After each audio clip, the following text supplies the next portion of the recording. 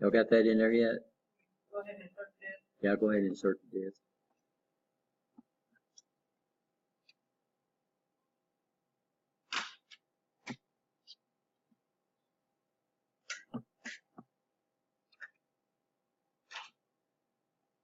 And I don't know if these computers are set up to auto launch or not. They probably will, since we haven't done any modifications to them. Oops.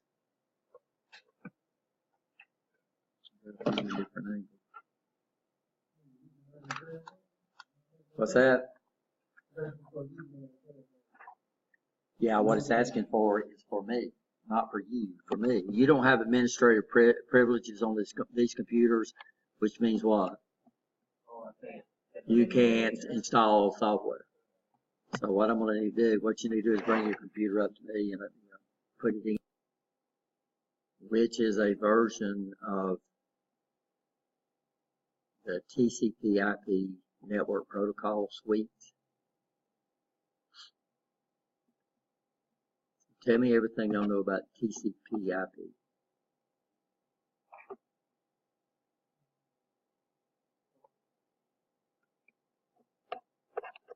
Most of y'all have heard about IP, but most of y'all don't know about TCP/IP.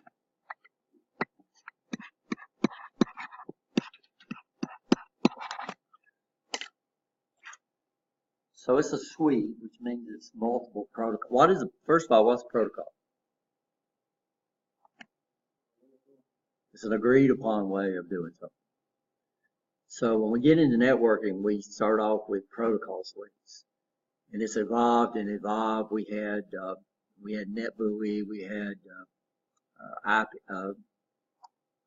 IPX, SPX. Then eventually, when they decided to set up a means of communicating between universities, they established the TCP/IP suite, which became the suite used by the internet. When the internet started using TCP/IP, the other ones have gone. They've gone. So TCP/IP is the way we manage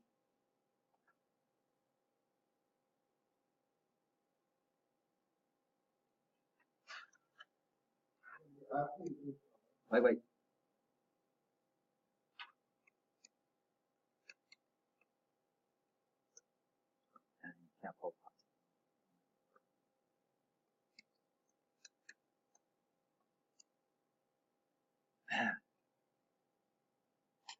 So when we send information on the network, what they decided to do is to split it up in what we call frames or packets. So you're not on the network all the time. You're on there long enough to send a packet.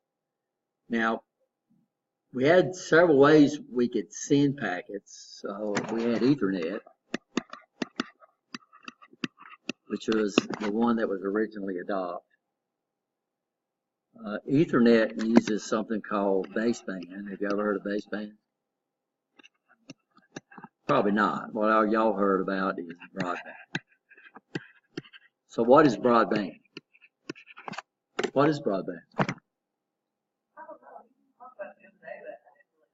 Well, what is, and we use the term all the time, and this is what people throw out these expressions and they have no idea what they mean. When they first came out with Ethernet, they had to come up with a way of letting multiple devices share a network. So it was no big deal me take two computers and connect them together because there was no conflict, right? You understand? So I had to come up with a method over 2 wires, well, actually 4 wires, where we could let multiple computers share the same network. So they came up with a method called carrier sense multiple access with collision detection. Carrier sense multiple access. Carrier sense multiple access with collision detection. So what they said is that, okay, since we're going to divide things up in packets, then what we can do is we can treat it kind of like the telephone system ran at the time. So when the telephone system first came out, how did they make calls? Well, you picked up your phone and there was an operator. And the operator had this big old patch panel in front of them. And they would take your call and they would plug it in to the person you were calling. Okay. So they did all the sorting.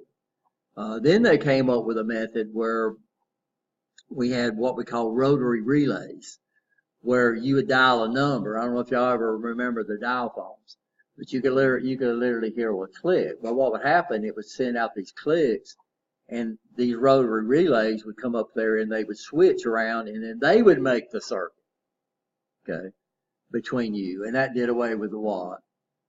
The operators that actually ran the patch panels. And then the numbers got more complex, where each number, you'd have a setter number that would give you a code to a location, and it would switch one rotary relay, and then that would go to another rotary relay, which would make the what? Which would make the actual, and then we ended up with, well, when they first came out, we had what we call party lines, where we had quite a few people assigned the same number. And what would happen is that you would get a unique ring. And what you would do, before you made a call, what would you do? You'd pick it up and you'd see if there's anybody on there. And then you'd do what? Then you'd hang back up if somebody wasn't on there. If somebody was on there, then what would you do? Okay, if somebody wasn't on there, then what would you do? Sorry. Then you would make your call, right? You would dial your number. And then, and you got busies all the time. So if somebody was talking to the other person inside the party line, you would get a busy, right? You understand? So when they came out, well, I remember it. I mean, the first phone that we had, I was born in 51. And I remember party line. I remember being petrified to pick up the phone because of I think ours was too long and short. Was our ring. Of course, people used to listen to your conversations all the time too. So this is baseband. So baseband means what they do. A network, a computer wants to send a packet. So the network card, I say I want to send a packet, and it goes through all these layers in the OSI model, which we're not going to get into. But the actual transport layer, what it would do is it would listen to the network. If nobody was on the network, then what would it do? Then it would put its packet on the network. If somebody was on there, then what it would do, the network card would come off. It would generate a random number, because if it came on the same time all the time, then there is another probability that you would get in sync with what?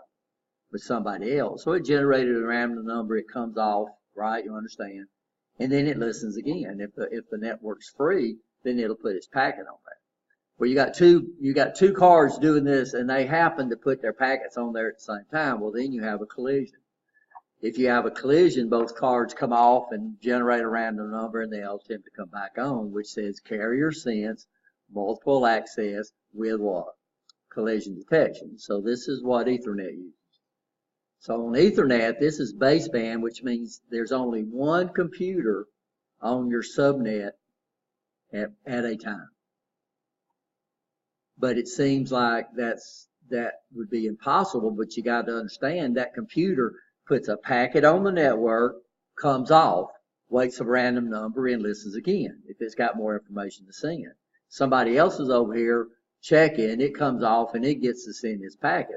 So what happens is the more computers you have on the network, the slower the network is, because they're all bidding for time, right? You understand? So what they decided to do, they decided to do it like, they decided to come up with a method that we could use it like broadcast radio does. Now, what does broadcast radio do? How many channels do we have riding on this media right now? Yeah, I mean, that's what they decided to do. They decided to take a spectrum, a certain bandwidth, and they decide, well, why don't we modulate the information, take the information I'm sending and place it on a carrier, which is what broadcast TV does, And then what we do is we tune in a carrier, and that way I can take all this information that's out there and I can pick out which one I want. Okay, does that make sense? But so what you do is you share the bandwidth. So you don't always get on there. If there's no spot available for you, you still have to wait. But what happens is we got multiple computers can be on the same media at the same time. So what is media, by the way? Yeah, what's media? What's media? So right now, what media? It's what information travels through. You understand? So what media am I using right now? No, that's not. I'm using what media? I'm using air. So media is what the information goes through, right? You understand? Everybody understand? So what's nice about broadband is we have multiple devices that can share the media at the same time. By the way, this is called multiplexing. So multiplexing is a method where we allow multiple devices to share the media at the same time.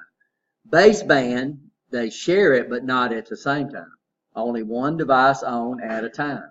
So right now, guys, when you access, whether you accessing it Wi-Fi or whether you accessing it wired, you're using carrier sense, multiple access with collision detection. That's what Ethernet is. That's what Wi-Fi is, right? You understand? The internet uses what? The internet uses broadband, which means we have a lot of devices on there at the same time, but you don't get the entire bandwidth of them. What's bandwidth? Anybody know what bandwidth is? It's the range of frequencies a media can reliably pass. So what happens is that baseband, if you're on the network, you got the bandwidth. So the more people you have, the less people you have on the network. If you got the network by yourself and you're on a 100 megabit network, you get 100 megabits. If you're on a 100 megabit network with broadband, you might get 10 megabits, but you're sharing it with what? 10 people. Does that make sense? So broadband, you have more of a chance of getting your data on the network, even though the network is crowded, but you don't get the entire bandwidth of the media. You just get a section of it. Now we got to come up with a method where I can address a computer. I can address a specific computer on the network. So it's just like you have a what? How can I call you on your phone? What do I need to know? I need to know your telephone number, right? You understand? Originally it started off as 4 digits. Now we're up to what? 7, right? And each one of them can have 10 combinations, 10 to the 7th. That's how many phone numbers we can have. When we run out of phone numbers,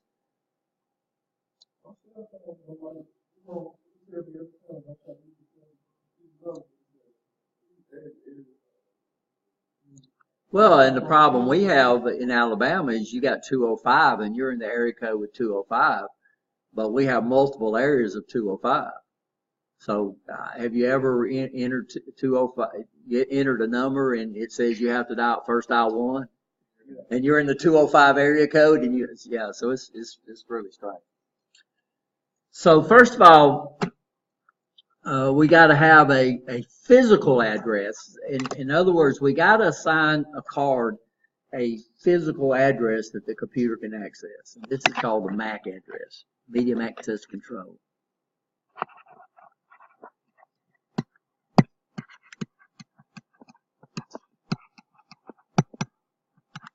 And it's a 48-bit number, 48-bit binary number. So that means I can have 2 to the 48 different combinations. How many is that? A lot. So we're still okay with MAC addresses.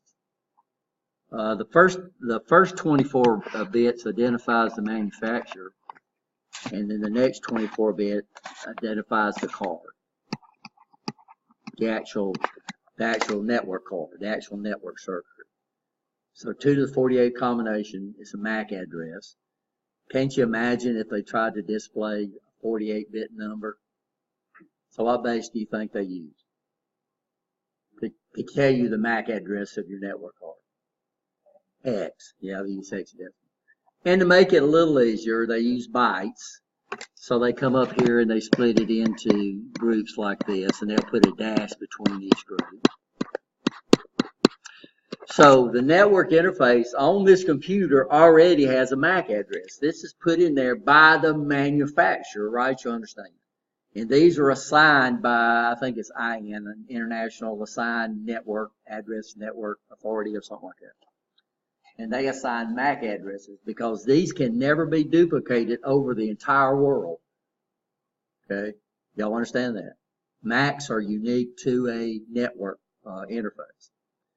So then they had to come up with but how, it would be almost impossible for me to address a computer by MAC addresses.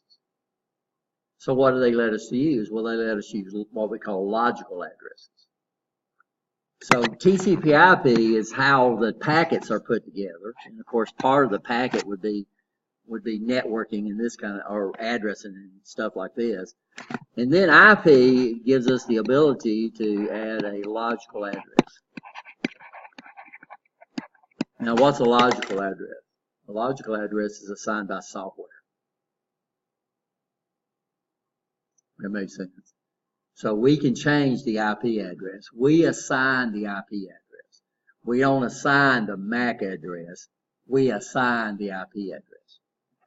So I can look and you can see, and most of your network protocols, by the way, still use TCP/IP. We manage TCP/IP through DOS to a DOS prompt. You're familiar with DOS prompt? So yeah, if you're going to manage your TCP/IP protocol from a really technical thing, you have to learn how to use what we call command prompt, because it's hard for you to see the MAC address of your network card. So let me so your phone.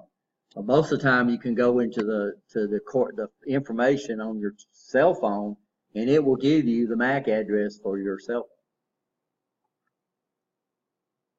Are we okay so far? So in accessories, command prompt, and this is the old command prompt, and the command is ipconfig, and then /all. This tells me everything about the network, and they call it the physical address. So I've got several devices that can use TCP/IP protocol. One of them is 3C-97-0E-86-65-1. That is the physical address of the card. Well, it's not a card anymore. It's actually the network circuitry that's inside my chipset. So every physical device that connects to an Ethernet network or a network has to have a physical address. You understand that? And this is called the what? The MAC address. And how big is it? 48 bits. And so that would give me, if I was a manufacturer, that would give me, I could manufacture 2 to the 24th different devices. And if I run out of those devices, I just add I ask for another manufacturer's added. So some manufacturers that sure enough manufacture, they get multiple manufacturers IDs. But we can have 2 to the 24th manufacturing IDs, right? And there's not 2 to the 24th people manufacturing network cards or network interface circuits. Does all this make sense? So when we assign an address, what we do is we assign a logical address, which we call the Internet Protocol or the IP address. Now we have 2 versions. Originally it was a 32-bit version, which gave us to the 2 to the 32nd. Did I say 32-bit? It was 2 to the 32nd combinations, which they thought that was astronomical, and we would never ever need additional addresses. But that's before the internet took off, and everybody wants Wi-Fi. And how many cell phones do you have in your house that has an IP address? Yeah, and so now a lot of people, even here at the college, our phone system is what we call voice over IP. So it's not even, it hooks up to a network now. So they realized that they were going to run out of this 2 to the 32nd. So some of them's reverse. So they came out with a IPv6, which I think is 128 bits. Is that right? You just it's big. And this is what the internet uses. So the internet has moved over from IPv4 over to IPv6. How y'all understand that? That makes sense. And these guys are used. So here's the IPv6 IP address for one of my network cards. If I can spread it out, here it is down here. So what base do they use? So here's IPv6. If I was on an IPv6 network, right? You understand? And then here's IPv4, which is this guy right here. So what they realize is that everybody don't need to use IPv6. If you're on a private network, which just about everybody is, so this computer does not connect directly to the internet. It goes through something called a gateway, which basically a gateway is a device that translates protocols. So that means I can go from baseband over to what? Broadband through a gateway. I can go from IPv4 locally to address computers on my local network, and then my gateway converts it over to IPv6 for the what? For the internet. Does that make sense? So now we'll probably never in our lifetime run out of IP addresses for the internet, and we won't run out of IP addresses for local computers. Because that's 2 to the 32nd. If I was a company and I had a private network, that's 2 to the 32nd IP addresses I can have.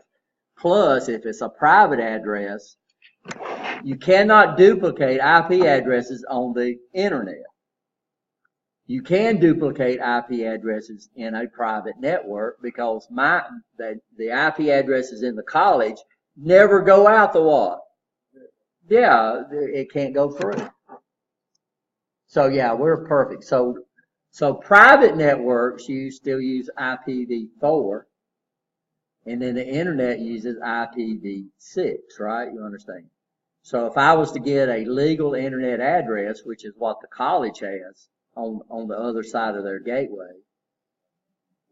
it's translated coming in, right? Using IPv6. Over here we're using what? IPv4. Everybody understand? So when you get to the house, that's your own private. That's a private network. 192.168. My network 192.168. Right? You understand? My router is Not your router, your modem. Yeah.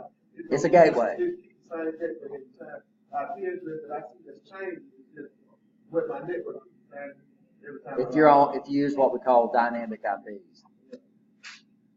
So how is VPN work? It's a virtual private network. It's just you set up an IP. Yeah, we're supposed to have. That should have been 7 out there.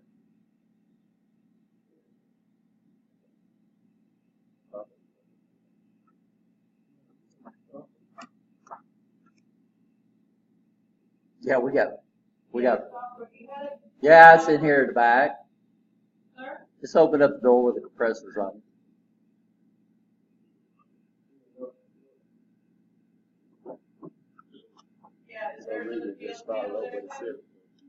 Yeah, there's a PLC up there.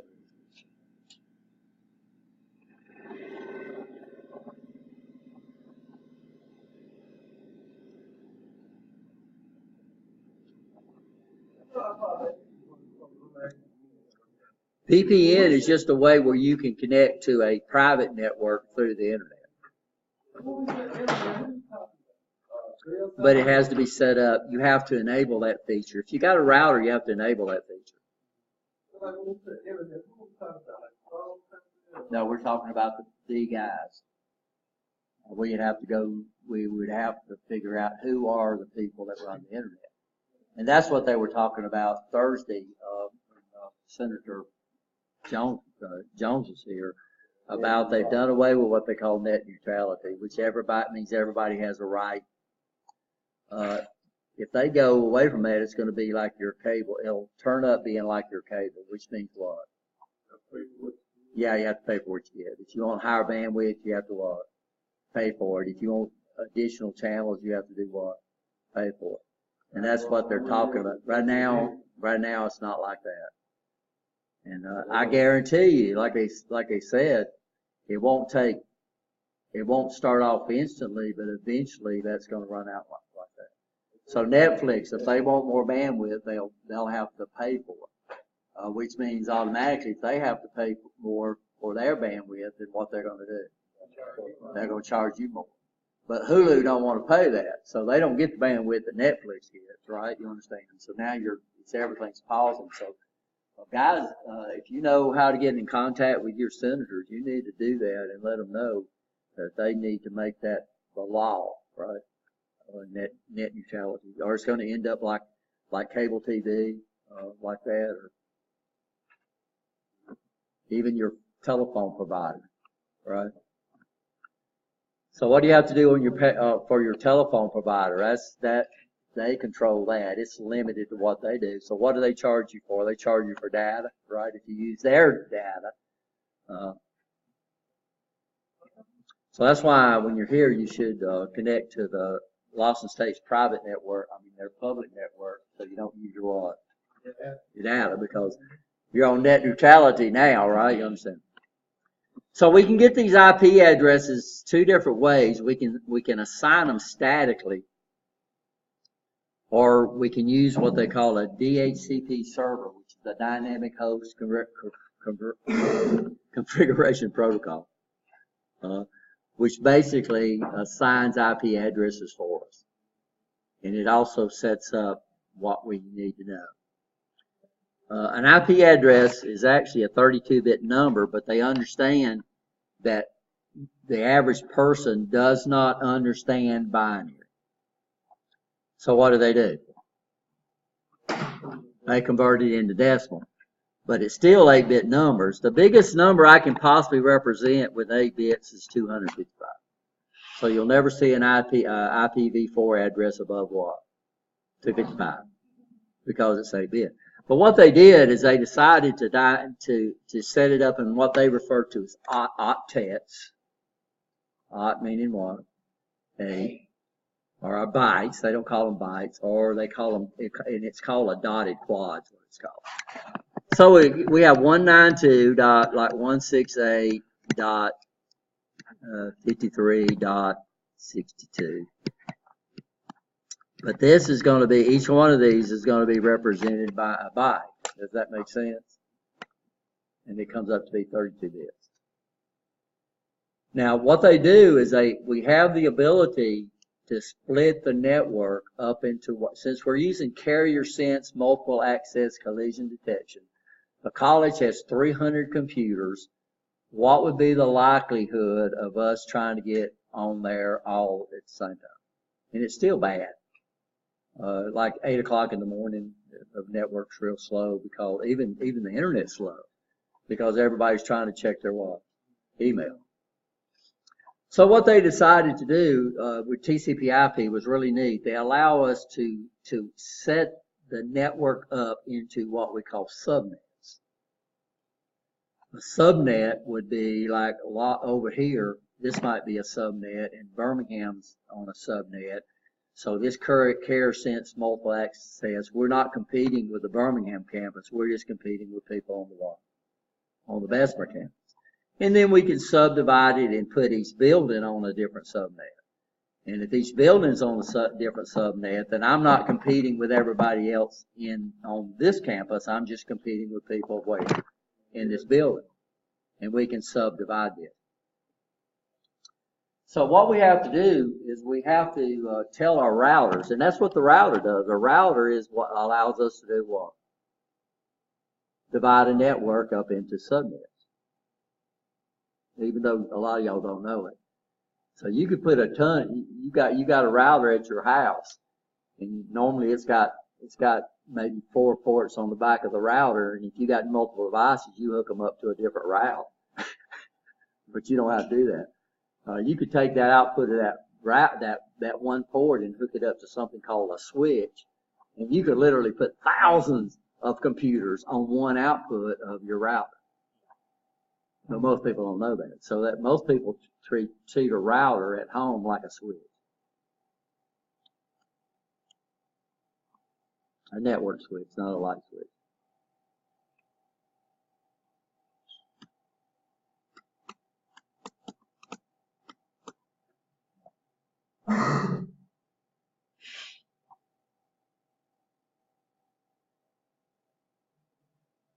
So we follow it so far.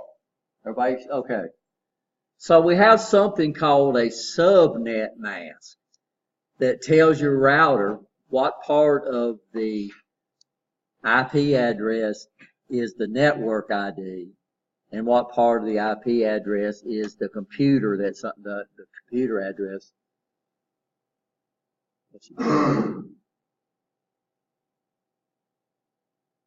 Okay, so you got to do the licensing. So you got to go. You got to put the USB stick in there and run it, and then retry the transfer. Everybody okay? So anybody ever seen a subnet mask? A subnet mask. Subnet mask. So the subnet mask is what separates or tells your routers what section of the IP address is the network ID.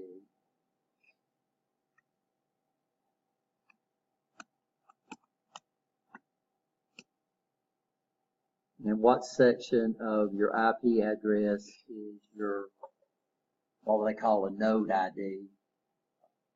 Are we okay? That makes sense. So how would you think this would work? So what portion of the IP would you think where would you start at? Well, the network ID starts at the most significant digit and runs this way, and then the node ID starts from this side and goes that way. That makes sense? Huh? Yeah. Okay.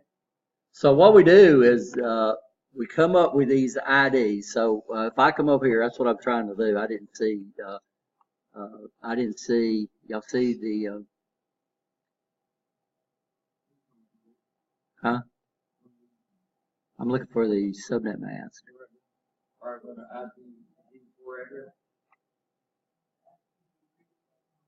Oh, so this is the subnet mask, correct? This is what we call the subnet mask.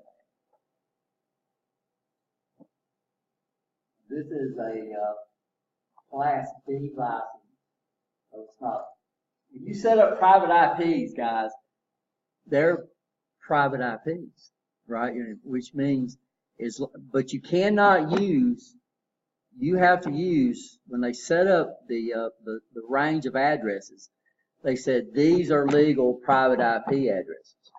So that way, if one of these addresses by default gets out on the internet, it's just ignored because it's illegal, right? You understand that? So they said, okay, if you've got an IP address that starts with a 10, if you got an address that starts with 192, then this would be what we call a Class C subnet mask. This guy is a Class C private IP. Now, Class C means the subnet mask would look like this.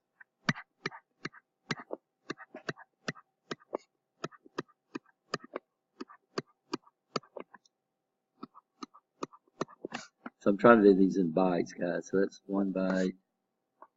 1, 2, 3, 4, 5, 6, 7.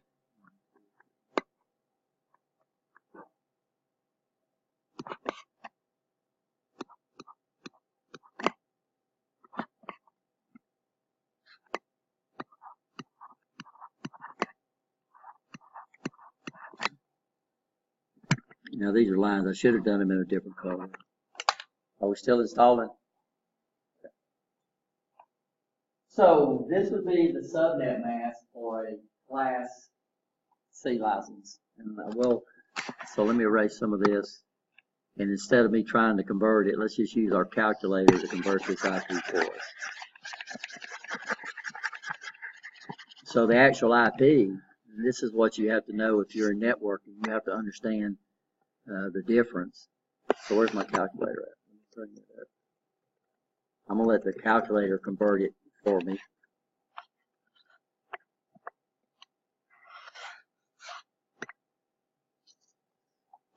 So I'm going to take my calculator and put it into programmers. And then I'm going to go from decimal 192, and then I'm going to convert that to binary.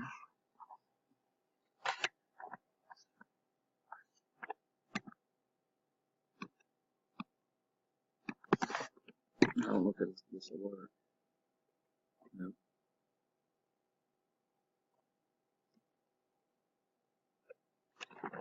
So that's C, let's do it in hex. So it's C0.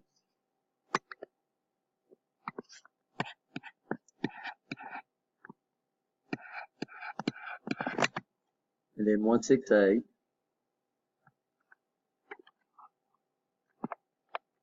And you can see Y, which would be A8.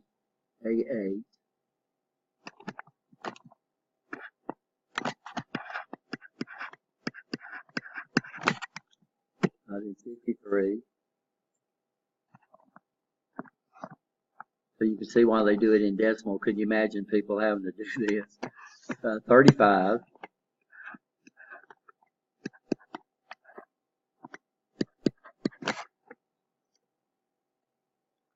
And then 62.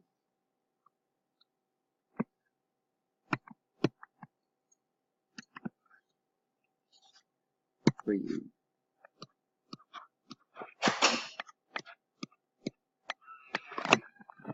So this would be the actual IP address. Okay. And then what I would do is I would figure out what portion of my IP is the network ID and what portion is the node ID, and I would figure out a subnet mask. And what the ones identifies the network ID and the zeros identifies the node IDs.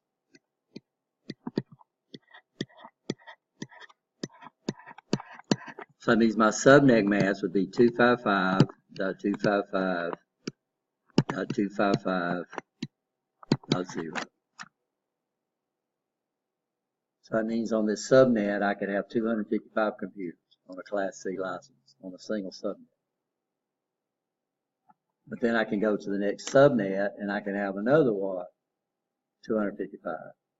Go to the next subnet and have another 255. A Class B license uses 255.255.0.0. So that means I could have 65,536 computers on a subnet, right? A Class A private license, what do you think its subnet mask is? 255.0.0.0. So that means I could have 2 to the 24th computers on a single subnet, which is a lot. So what the subnet mask does, so if you're going to use IPv4, and this is also true on IPv6, but luckily this is usually done for us, right? The subnet mask and everything's done for us. So who gives you an internet IP? Well, your internet service provider gives you an internet IP. They're the ones that programs your modem, right? You understand? Which is your modulator, demodulator. But when you get into your house, you got one or two things. You can let your router do that for you. So most people do what they call dynamic IPs, which means your DHCP server assigns you an IP address that don't conflict with everybody, right? You understand? Or you can set up what we call static IPs. Static IPs is where you assign the IP. So if I've got the problem with dynamic IP is that, so if I was going to look at what's going on the internet, every time your computer logs off the internet, every time you turn it on, you get a what? You get a new IP. You go to McDonald's and you use their Wi-Fi, you get a different IP. You go to Sam's and if you got dynamic set up, they assign you an IP, right? You go out the store then they assign that IP to somewhere else, somebody else, right? So your IPs are constantly what? Changing. Yeah, so I could go home right now, and when I connect to my network, I'm gonna get a what? I'm gonna get another IP, but it's no big deal, right? Servers though, we can't allow servers to do what? Change around. PLCs we don't want to change around. So odds are when we assign a PLC an IP address, we're going to do it what? We're going to try to do it static, or don't turn them off, right? Let's talk to the list of the, I guess, they only, that's network out there, right? Even in the PLC. Because I'm wondering why wouldn't, if you think about the specs on Well, your static IP that you assign at your house is a private IP. It cannot get through your router. It can't get through your modem. So anything that's not assigned to what we call private IPs, and their ranges. So 192s are going to be class C. Zeros are going to be class Bs, and I'd have 10s are going to be class Bs. And I can't remember what a class A is. And those are private IPs. So when I assign a private IP, then I'm supposed to use one of them that the internet says it's a legal private IP. But if that sucker is, you can make up IPs if you want to. It's just the problem is that a commercial router probably won't route made up IPs. They're going to route. So if you go out and you buy a router, no matter what you're going to do, it's going to be either a class C router, which just about all private routers are. So if you go to Walmart and you buy a router, it's going to assign you a 192, which is a what? It's a class C. But you got 4 ports. Right? You understand?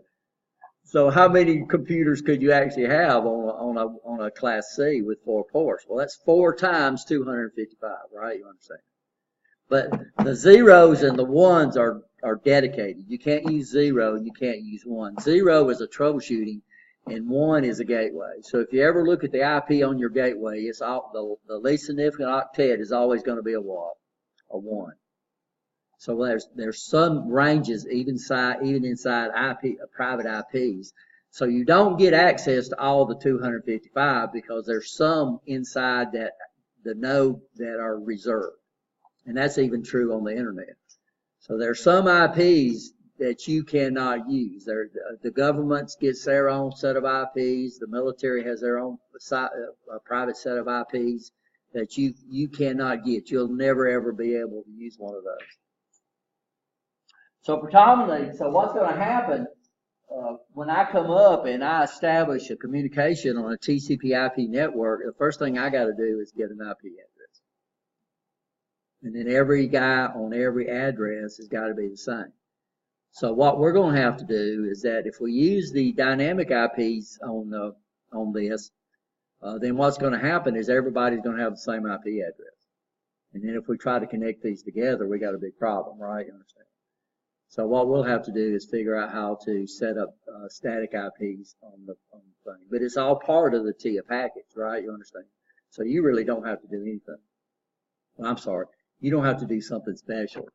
On my computer, if I wanted to go to a private IP, now if you're running Windows 10, you'll have to search it because it's there, but they don't make it available, right? Even control panel on Windows 7, you have a link to control panel. If you're running Windows 10, you don't have a link to control panel in your main start menu. So you'd have to go in and search for it and then put it on your menu yourself. So once you get into control panel,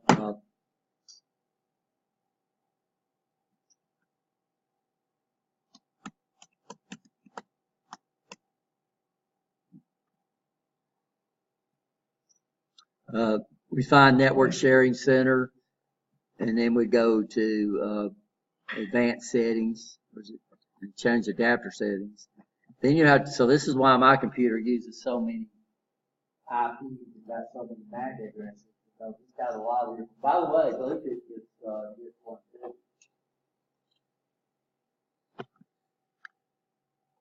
So where's my wireless? Right here. And then I could go to properties. And then I would go to my IPv4 settings. It's got a MAC address. And then we would do what? Then we would change from dynamic, obtain an IP address automatically, then I'd go to what? Use the following IP address. And then I would be able to set up what we call static IPs. Normally we don't use static IPs. Normally we use what? But if you got anything where you don't want the IP address to change, then you would need to use what? Static. So server, I got a server. I don't want it to constantly do. Now, normally servers stay on all the time. But if we come off, for some reason the server goes down and it stays off for a certain amount of time, it's going to do what? Get another IP and then we're screwed. And we can't access our server. Huh? Won't be able to find it, yeah. Unless you know the name. And then, but, okay. Does that all make sense? All this makes sense. So when we put our computer on there, the first thing we're going to have to do is set up hardware. Now here it's not going to matter if we let it get an IP dynamically, right? You understand? And it's not really dynamic, because what happens is that once it chooses an IP address, then it records that for that PC. And then every time you come up and you connect to that PC, it will assign it to what? The same IP. What we got to do is figure out how but it's 192.168.something.2. No, I'm sorry, .1. Is the one that or is it .1 or is it .2? I have to look. What we're going to do is we're going to have to figure out how to go in and assign it, because it's going to assign it. It's going to by default assign it to the same IP address, right? Does this make sense? So what we'll have to do is figure out how we can go in and set up the way we got it set up.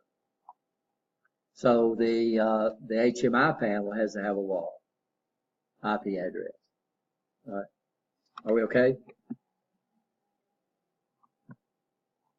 So if I was going to do it on the 1100, I would have to run a DHCP server, because all it does is use dynamic. And then I would have to go in and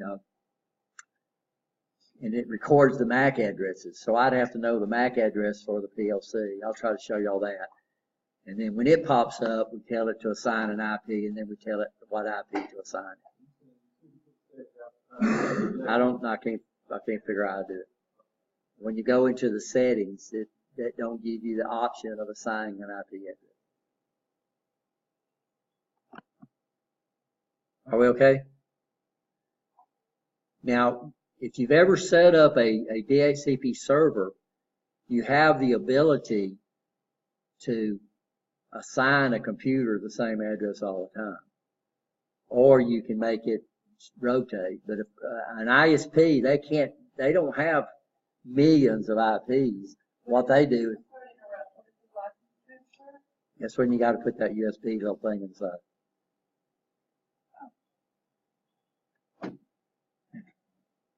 Are we okay? So we're almost there? Everybody almost there?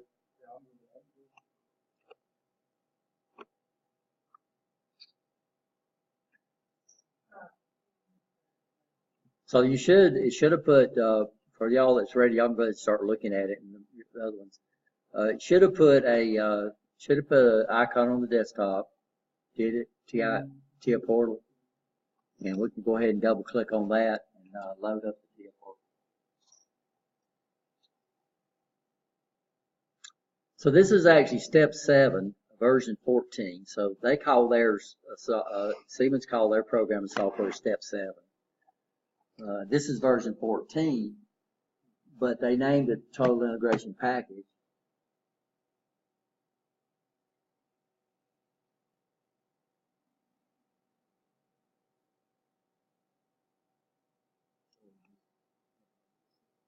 You need a 7 PLC as well. Huh? Seven. Yeah, they call the Siemens, they call it this step 7 because Do it you have another one? Or oh yeah, we got boxes of them. four of them? There should, I don't know if there's another one. No, they're all back here.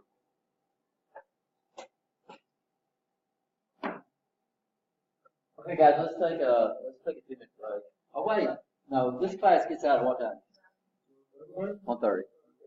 So y'all need to decide what y'all want to do. Brought up the point that when y'all, if we give y'all a break at, they usually come in three different versions, or at least, and basically they put in what you power them up with, and then they put your input power source. Well, yeah, just about every one of them. You can buy AC powered, then what do you power your inputs with, and then the next one is your output power. So if you look on this Siemens PLC, somewhere you're going to see DC/DC/DC. Y'all see that on the front. So what does that tell us? That means we're going to power these suckers up off DC. We're going to power our inputs on DC, and we're going to power our outputs are powered off of DC. So what could we have? We could have AC, right? So if I was to look at this Siemens over here running this manufacturing line, it says AC, DC, DC. These guys, Milton's got it back there. That Allen Bradley don't put it like that on the front. You got to figure it out. That Allen Bradley up there is an AC/DC relay. So your outputs can either be DC outputs, they can be AC outputs, or they can be relay outputs. Relay. Now, what advantages relay over your other two methods? It can be AC or DC, right? You understand? That makes sense. But they're slow, right? And they're electromechanical devices because relays are not fast. They're not known for being real fast. AC inputs, we can get AC inputs. We can get DC inputs, right? You understand? So what we're looking at here, ours is DC, DC, DC. So we need to find out what power we got. Normally this is going to be plus what? 24 volts, yeah. And these guys here are going to be plus 24 volts.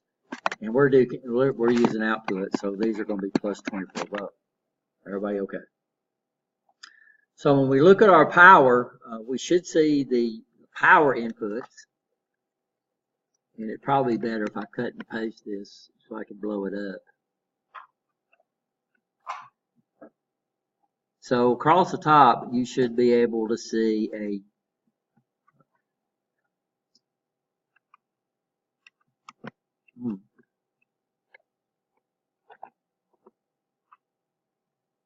didn't copy that. Hold on a second.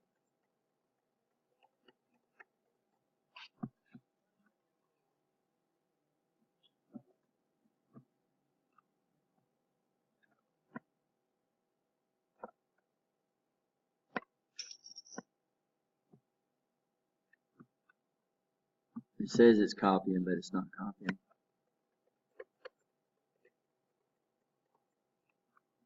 Y'all see this? Because this is bigger than. So over here, when you look at the top, so our power on this one is on the top. You should see one called L plus. Then you should see the symbol for ground, right? I'm sorry, M. Then you see the symbol for ground, right? And it should have an arrow here pointing in. You'll see that? You see where I'm at? That's for the main power supply coming in. Okay. No, I don't have it. It's okay.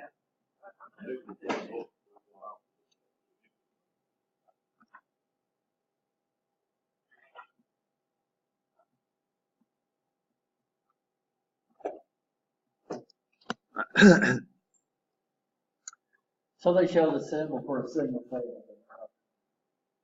So this is, I need to get over here so the microphone will pick me up. So this is the arrow. So this is the main power coming in. It says it's supposed to be what? 24 volts DC. And then it says, okay, this is our voltage source. M, so this would be plus. M is what the Germans call, that's their negative, right? You understand that? Everybody okay? Then right next to that, we have an output, which is the output for this. So this has an output power supply, which basically uses a version of this to create an isolated power supply. So these right here, if I was to take an ohm meter and measure between the plus here and the plus there, I would get, it wouldn't be infinity because it's isolated from each other, right? Everybody understand that? How would you know that's the output? Because it's got an arrow pointing out. Okay. This has got an arrow what? Pointing in. This has an arrow pointing out. Now, when we look at the specs for the PLC, it's going to give us the power requirements for the PLC, how much current it's going to draw, or how many watts it's going to need. And it's going to give us the power that's available out of this internal output power. So we could use this thing. Odds are this guy here is not supposed to run outputs because outputs need more current, right? So these guys can run inputs, but they can't run solid state sensor input. So what that means, if I'm running solid state sensors like we are on that line over there, I can't use this power supply right here. So we would have to use an external power supply, which is what they're showing right now. So that's where this power supply on these guys are going to come into play, right? Not only are we going to power up the PLC off those power supplies, because these are sure enough 24 volt supplies, we're also going to run this over to here and power it up over here. Everybody okay? Do you understand? The ground, this is an industrial PLC, which means in industry, everything's got to be grounded because there's so much noise available. So we don't have to run a ground, we can. So literally what we should do is we should actually run a ground up to that lug there. Whatever your ground reference for your system is. Does that make sense? We're not going to do that here because we're not in an industrial environment and we don't have a lot of electrical. And we're not going to use, since all we're using is switches. This guy could run 1,000 switches because switches don't need what to run. They don't need power. And your PLC inputs are almost infinite also. They're very high impedance or very, very high resistance too. So what we're going to do is the way this thing is set up, it's a neat little trainer. Is it, if you open up the box that says the simulator. So we got two things. First of all, we're going to go ahead and add what they did on the Siemens PLC. Oh, that's not a PLC.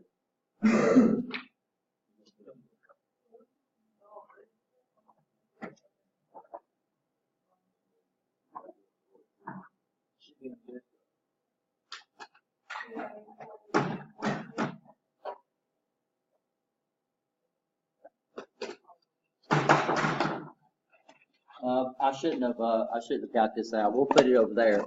But what they did on this, of course, I refer to these PLCs as hybrid PLCs.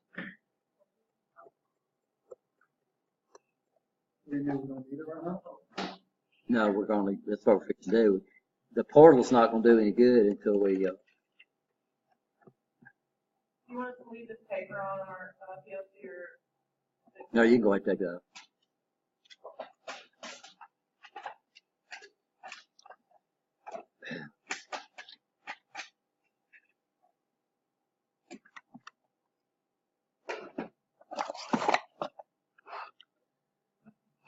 So we're not going to do that now. We'll do it when we actually install it. I don't know why I brought it out. But this PLC has, notice the PLC, the inputs are set off in groups of 8, right? 0 through 7, and then 0 through 5. So this don't have 2 byte inputs. So how many inputs does it have available? 13, right? Oh, Yeah, 13. Right? 7 plus 6. Okay. These would be address 0 through 7. These would be so this would be input 0.0 through 0.7, right? This would be inputs 1.0 through 1.7. And these are outputs. These are outputs. These are DC outputs. And you can see how many outputs do we have? We got 9 outputs. No, I'm sorry, we got 10 outputs. Then what they decided to do, and those are all fixed, right? Those are fixed inside the PLC. Then what they did in the center here is they have what they call a signal module, that we can buy different signal modules to plug into the PLC that makes it part of the fixed section of the PLC. No, y'all don't. That's the other box, but we're not going to put them in there. So if you popped off the bottom door, you'll see that you could pop this thing off, but don't do it, and then we can insert this different signal cards. So we could add more outputs, we could add more inputs, we could add a different communication channel. So if we wanted to use the DFI or the DH that Allen Bradley uses, we could add a module that does that for us, right? You understand that? We could add a module that instead of using ProfiNet, we could use Profibus. And then it's got a little door on the side, on both sides, that we snap off that we can add different modules to it. Everybody okay? So right now we're not going to do that. And when we get to the actual PLC, we don't have enough output, so we're going to have to add an external module on it to add more outputs, right? You understand? And then we'll show y'all when we get to the actual mounting this thing, we'll put the analog output. It's got 2 analog inputs on it.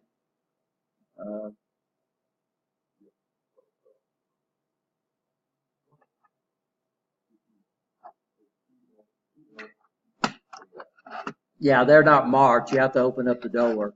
And here's our 2 analog inputs right here. So it's got 2 analog inputs built into it. What we're going to do is we're going to add an analog output card. It's only got a one channel output. That makes sense? Everybody okay? So what we're going to do is we're going to wire this. By the way, these doors just snap off. And we're not going to use the ground right now. So I've got, let's pause this. Now, the way the simulator switches are set up is they're set up where you don't have to run any additional wiring. And since these are switches, we're going to run these off our internal power supply. Everybody understand that? So these guys are already set up. So let's go ahead and look at our simulator switches. By the way, y'all need to come up here and get y'all one of these.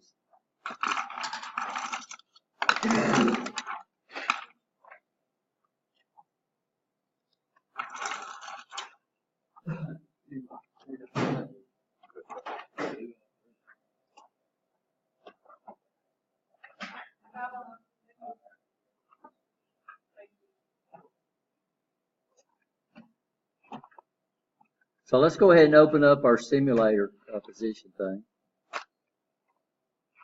And you say this is just this is nothing but a bunch of what? Switches.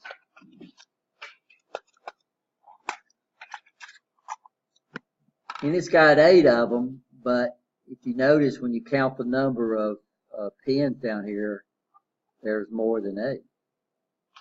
So if you follow this up right here, you'll see this comes up and goes up to this, but it also spreads the power out. You understand that? So this is where we're going to pick up the power off the switch itself. Everybody understand? Yes or no? Yeah, so what we have to do,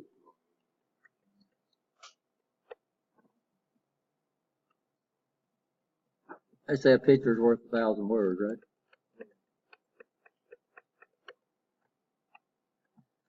So what we're going to do is we're going to use the internal power supply. So what that means is I have to take my positive right here, call it positive, and and I have to run it all across the top because we're using source and inputs, right? You understand that? So if I was going to wire this up, I would take, and I was going to run it off the power supply, not an external power supply. Now, when we hook it up to the Festo line, we're going to run these inputs off a what? External power supply. But here all we're doing is running switches. So since all I'm doing is running switches, then I don't have to have an external power supply. I can use the power supply that's provided for us. Everybody understand that? So that means what I've got to do now is I got to take what? This M right here, this L, and I've got to run it all the way down this line right here. And then we got to establish the M2 over here, right? We got to establish the common. So what I would do if I was wiring this up, I would take a jumper and I would put it from this M over to that one M, right? You understand? And then I would take this plus and I would run it down all the way down on my switches. Everybody follow me so far? This is already done on this card. Okay. So what we're going to do when we insert this in there is this, we're just going to come over here. Let me bring my camera back up, guys. So here's my inputs, right? So I'm going to take this simulator, and the screws should already be out, and I'm going to put it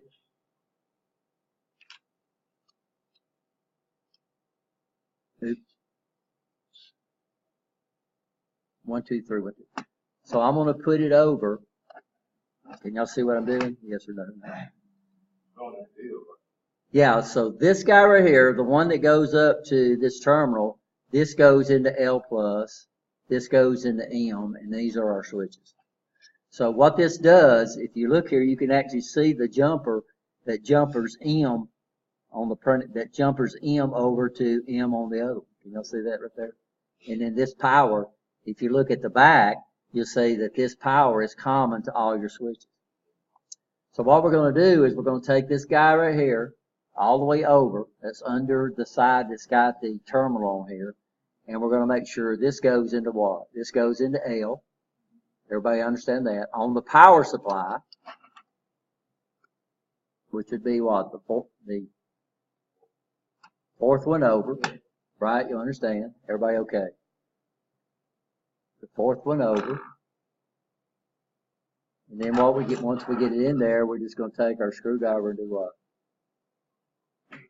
Just tighten them down. We don't need 10,000 pounds of torque here, guys. Just tighten it down till it's snug.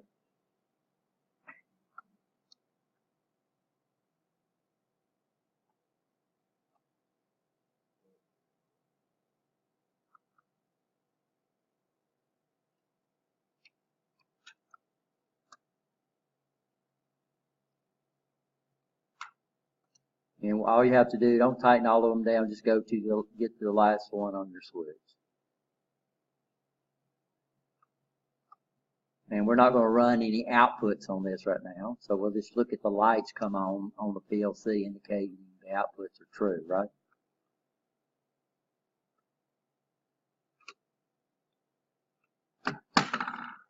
Everybody okay? That makes sense. So this is pretty neat. So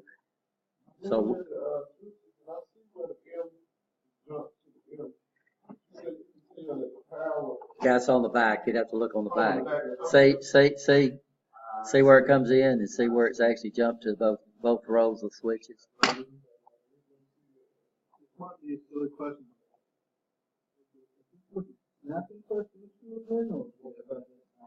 What's that? It just slides in. It's just screws, guys. I mean, it's what we call a compression type fitting, which means we can use both solid strand or stranded wire inside these things. So what happens, it's got a little gate on the top, and it comes up open. And when you screw that screw down, what does it do? Tightens that, just loads that, and it pinches it. It's pinched, and it keeps it in there. So even if it's a stranded wire, even if it tries the bird cage, which means spread out, you're still going to get all the strands, right? Does that make sense? How many of the screws should you use? all the way until you get to the last one for the last switch, which would be the one that's under this guy right here. Well, not all of them. Not all these. Well, it won't hurt to do them. It's just that when we wire it, you'll have to back them out, right? So we're just going to tighten down on the last switch. Everybody okay? I need to show. I'll bring the one that I did at home. I'll have to show y'all that. Y'all be impressed. Okay.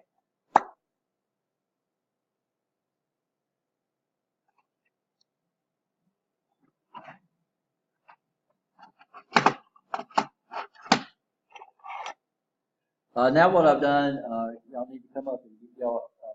I don't have enough for red and white, so somebody's gonna have to get a blue and green.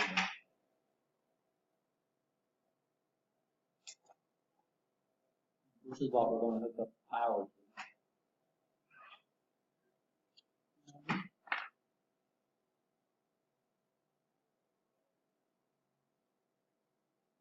The red and the black and pink.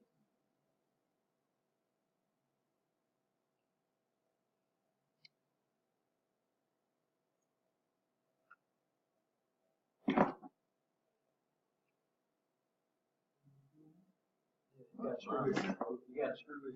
Look.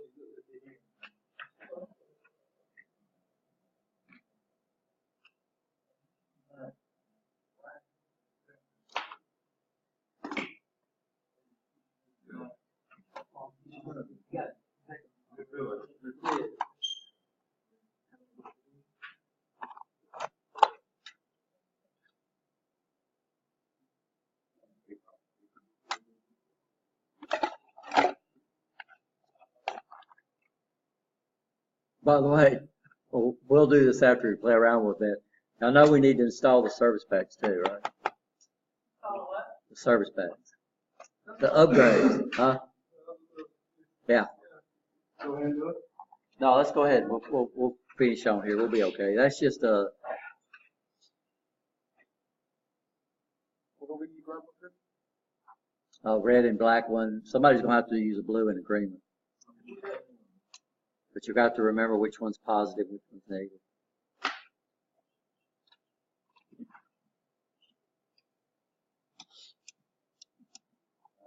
Probably use blue for negative because that way it'll match up. Siemens uses red for positive and they use blue for negative. Did somebody get 2? I had 7 sets. Don't we have 7 in the class? I think you're 67. I'm not going to tell you what I did. You got that. Huh? You got that. You got what?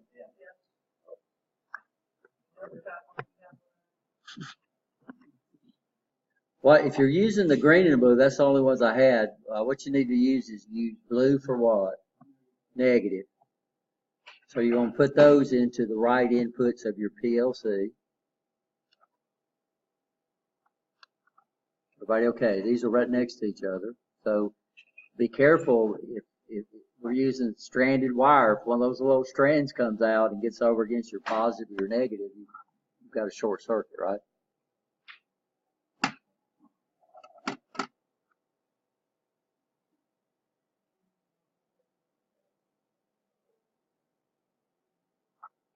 And we'll talk about, I'm also going to, I don't know if we're going to have time, but we could let y'all build the cables. Oh, yeah, we got time. We got time. Actually learn how to build the cables where we connect these things together. I'm sorry, where are we putting these into? We're taking the stranded end and we're going to put it into the plus and minus on the PLC. The power in, not the power out, the power in. So if you got the red and the black ones, then you're going to put the red in the plus L going in, and you're going to put the black in the M. Switch on the out, right? What? Switch already in the out. Yeah, we're not going out. This is going to be in. This is what we're going to power the PLC up with, right? You understand? Everybody okay?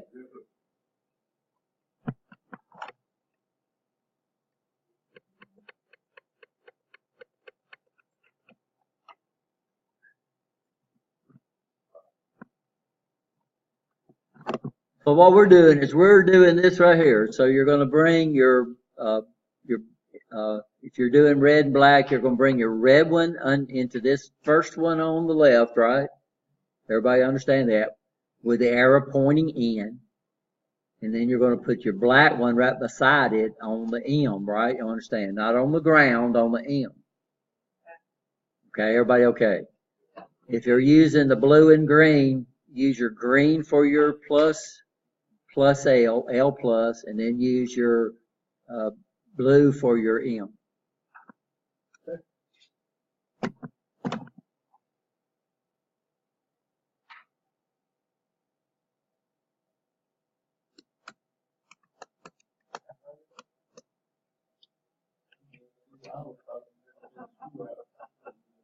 No. This is pretty standard on just about all PLCs now.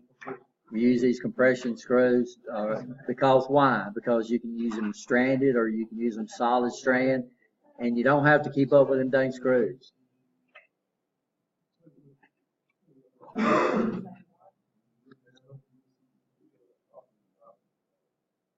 So guys, y'all bring them up here. Let me look them over before we fire them up.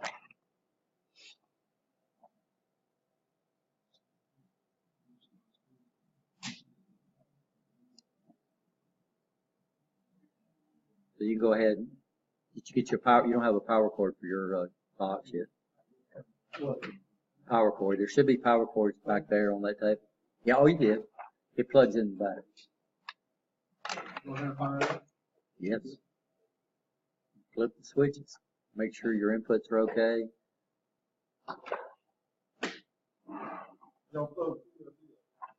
What's that? Yeah, go ahead. Red goes to red and black goes blue. I don't know what you mean. All we're doing is using the output. By the way, guys, watch out for this. Oh, listen up. I'm going to power these things up. These two guys here are going to be hot. Everybody okay? So just take these two guys right here, don't let them touch. Okay? And that's where we can actually run power up to the field. We don't have nothing. Huh? Yeah.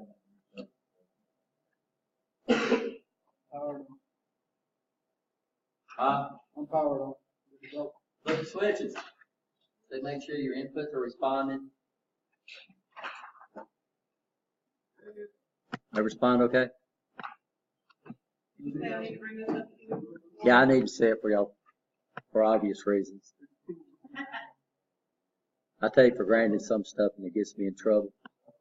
Yeah, I don't know. TIA software is not installed. So what we're going to do now is we're going to connect it to the computer. The yellow light, which is the data light, and then the green light they call the link light. So the link light is a light that indicates we have a connection. Then the yellow light, when it flashes, it indicates they're communicating with each other, right? Or attempting to communicate with each other. Basically, they're just saying, okay, who's there, and that kind of stuff right now. They're just sending garbage packets around each other. So what we're going to do now is, mine's going to be a little different because I've been playing around with this. So what we're going to do is we're going to go ahead. Is everybody's flashing? Y'all got them hooked up? PLC flashing. Everybody okay? On PLC, huh? Yeah, transmit, receive. One RSTX, that's transmit, receive, right? You understand? And then link indicates you have a connection. So normally we like to look for these two lights to come on. Link should be on all the time, right? You understand?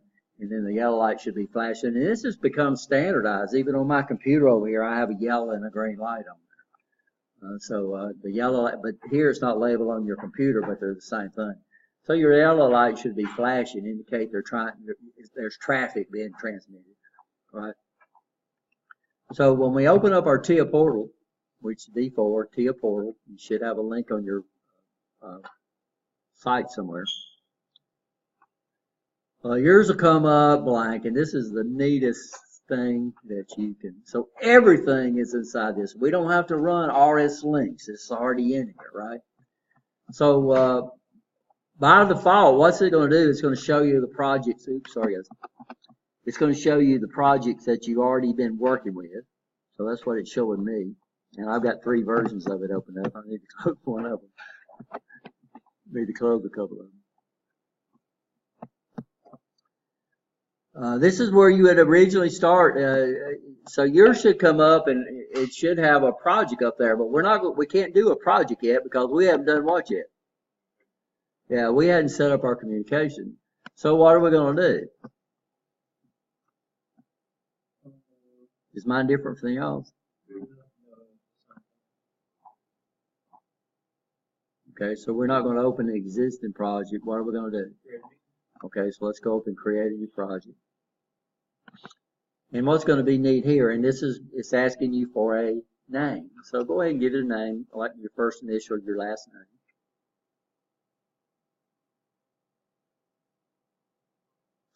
And it shows you the path of where it's going to be installed at, and it shows you the author. The default is going to be whichever computer you're on, right? But you can change that. So anything inside here is currently now changed. So everybody got a project name put there? Okay, and then you're going to, over here, you're going to say what? Correct.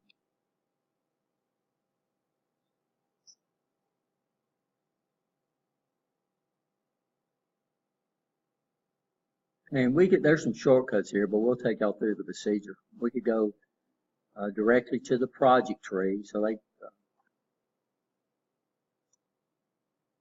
but what it's going to do now is get us the steps that we need to go to in the order that we need to do. Okay. So what's the first thing we need to do? Okay, we have to tell it. We have to do what? We have to do what? Configure the device. Everybody okay? Let's click on that. Are you not there yet?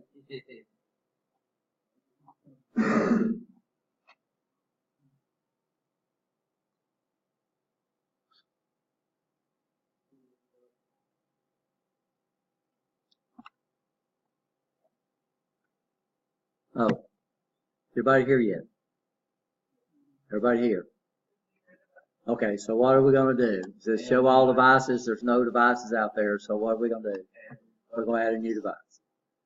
We click on that and it should pop up and show you a controller and an HMI panel. We don't have an HMI panel right now, but this is what's not about the TIA. The package that installs the HMI panel is already part of the application, right? Understand that? Everybody okay?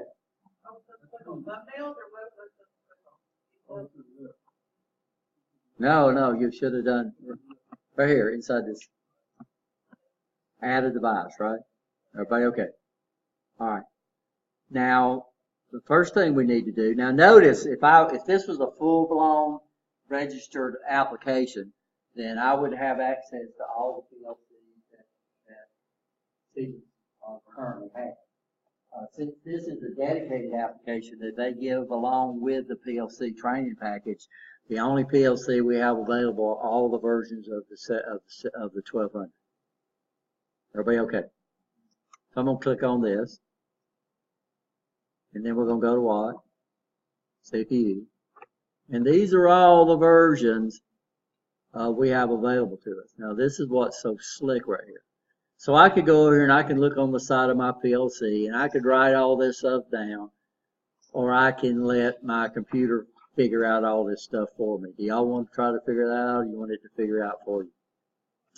Okay. So what we're going to do is we're going to drop down here at almost to the very bottom. You say one that says what? Unspecified CPU. Everybody see that? And this guy figures everything out, guys. This is the neatest thing. And then it's got 6E, 5E, 2, I'm going to go ahead and select that guy. Everybody okay? We're going to double click on that. Everybody got okay?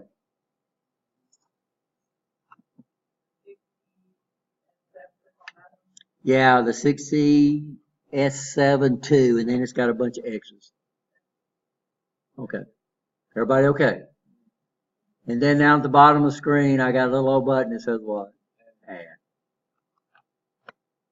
And this guy's going to go out and going to try to figure out what I have out there. If you got a signal card in there, it's going to find that. If you've added another module, it's going to find everything out there. So what this does is it saves a lot of pain and heartache as far as trying to make sure you got the right thing.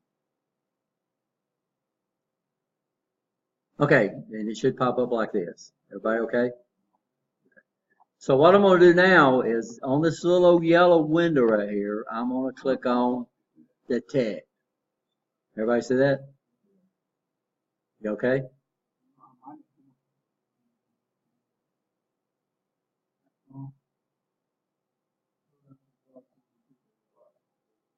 Got a little add button down there.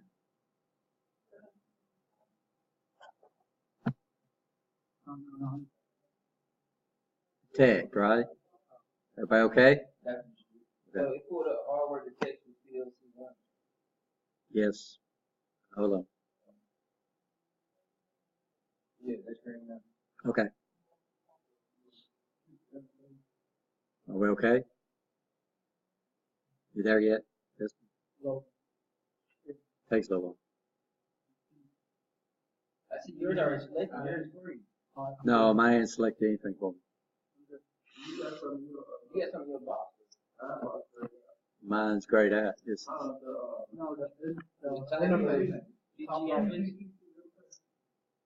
oh yeah, mine's been there before.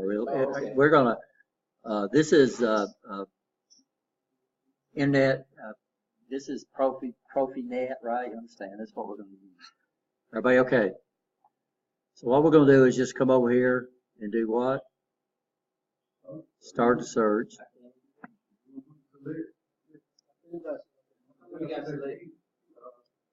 Oh, I'm sorry. Yeah, so what you need to do is select PCIe, industrial Ethernet, right? But mine is different, and mine's mine a little different. Yeah, because I've already configured it.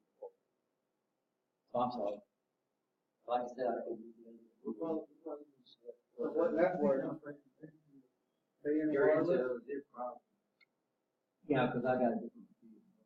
Okay, so we're not doing wireless, we're connecting to the wall. Everybody okay? Real quick. Yeah, real quick. Notice one of them says wireless. Are we connecting wireless? No. No, okay, so you need to choose the other. And then you should have one out there. No. So what you gotta do is establish which adapter you're going with. So we could connect wireless. If the envelope. I'm listening.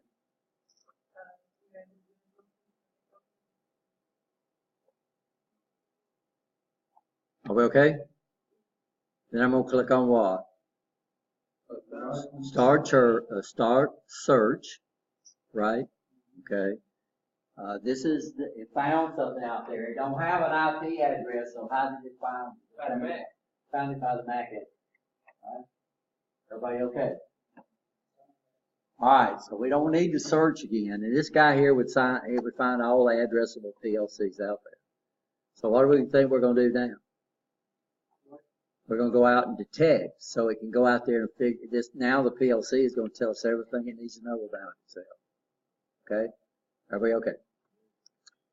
I'm gonna click on detect, and it says it needs to assign it a what?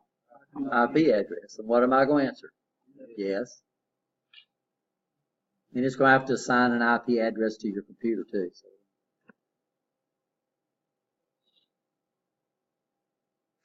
Additional IP address needs to be assigned. So this is what it's assigning to your computer. By default, it's 192.168.0.241, right? So right now what we're going to do is we're going to keep all the defaults.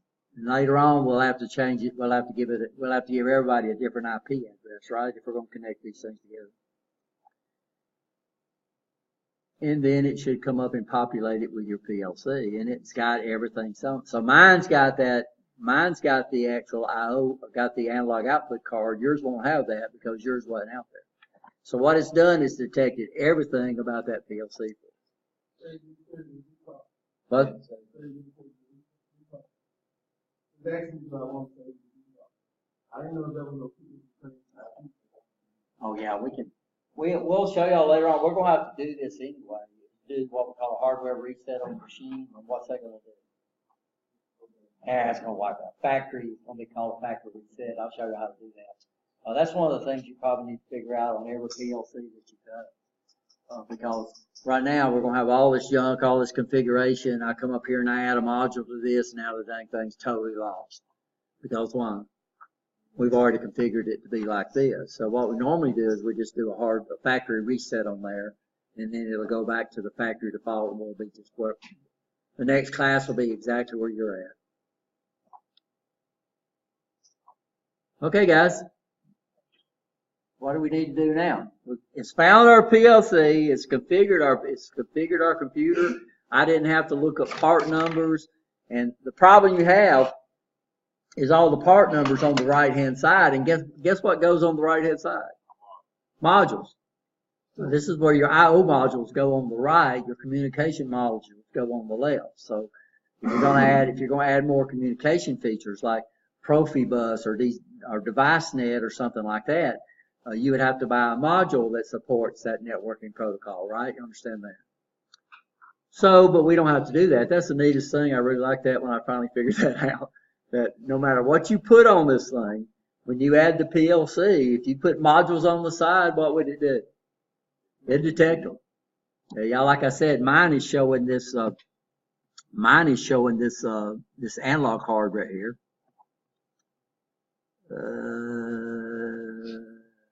Can't remember where to zoom in.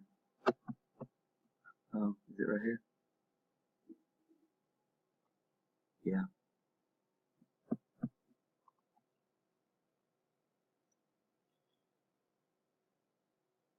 It was. It's so neat. So here we go. So mine is showing my analog output card. Yours is not showing anything bad. So it actually detected what? That it was in my PLC. Are we okay? All right. Now, down at the bottom, on the bottom right hand side, you can't see it on mine, but you should have, what's it called? Does it say project view? Okay, I'm sorry. This is the portal view, but when you go to the portal view, it should have what? Project view. Everybody okay? On the bottom left hand side. Okay. So you're in the right place. So what I'm going to do now is see the little X up here? Okay, I'm just going to close this out. We can always come back to it, and we got a screen like this. So you shouldn't have went back. But we can switch from portal to project to portal to project. Everybody okay? Okay, so this is our project tree over here. Everybody okay? So this shows us our CPU, but what we're going to do is we're going to come down here to the block that says what? Program blocks. So this is where we're going to put all our this is where our program's going to be at this, and I'm going to click on the little arrow beside that. Everybody okay? And we're going to open up main OB1. Yeah, just double click on main OB1. Everybody okay? Click on pick on that. Okay, open up your PLC, right? Click on program blocks, and there should be one called main OB1.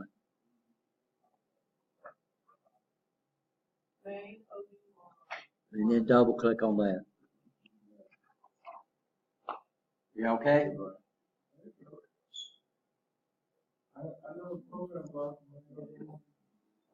Double click on OB1, and here we are. Here's our blank screen, guys. And it's ready for us to do what? Add a program.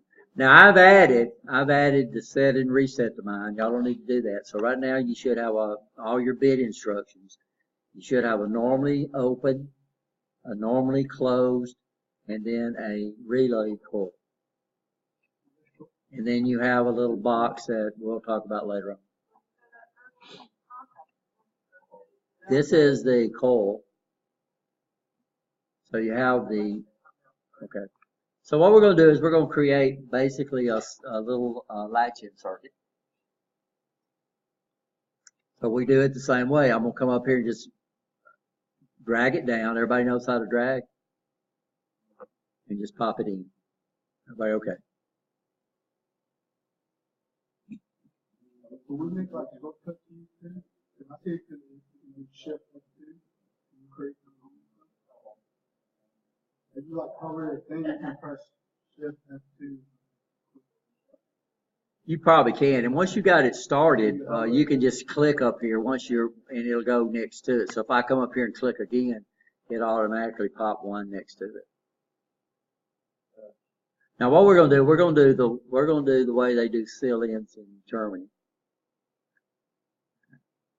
So they put their stop button on the right of your seal-in. Normally over here we put our stop on the left of the seal-in. Now supposedly I can't figure out what it is. They say it scans faster, but we're okay. So everybody okay right now? Okay, so what do I need to do? I'm going to come over here and put a down drop. Right? See, are you okay? And now once I got it, I can just come over here. This is going to be a normally open. Over here, this is the down drop right here. And this is the up one. See what I did? Everybody okay? Huh? Okay. I've made this one a normally open. What does it need to be? Normally closed. This is what's so slick. I can come over and click on it, and there's a little orange button. I'm going to start moving over there, and it changes to a little scroll button. And I'm going to come over here, I'm going to click on that and change it to normally closed. When you put the down drop, 2 arrows, where it was on Yes. the left, do I click on that next? If I do No, all you do is now just come up here and just, Oh, that just gave me like the branch. yeah, that's all we get. So by the way, we can delete stuff just by highlighting it. So when you put your down drop in there, we're starting right here, right?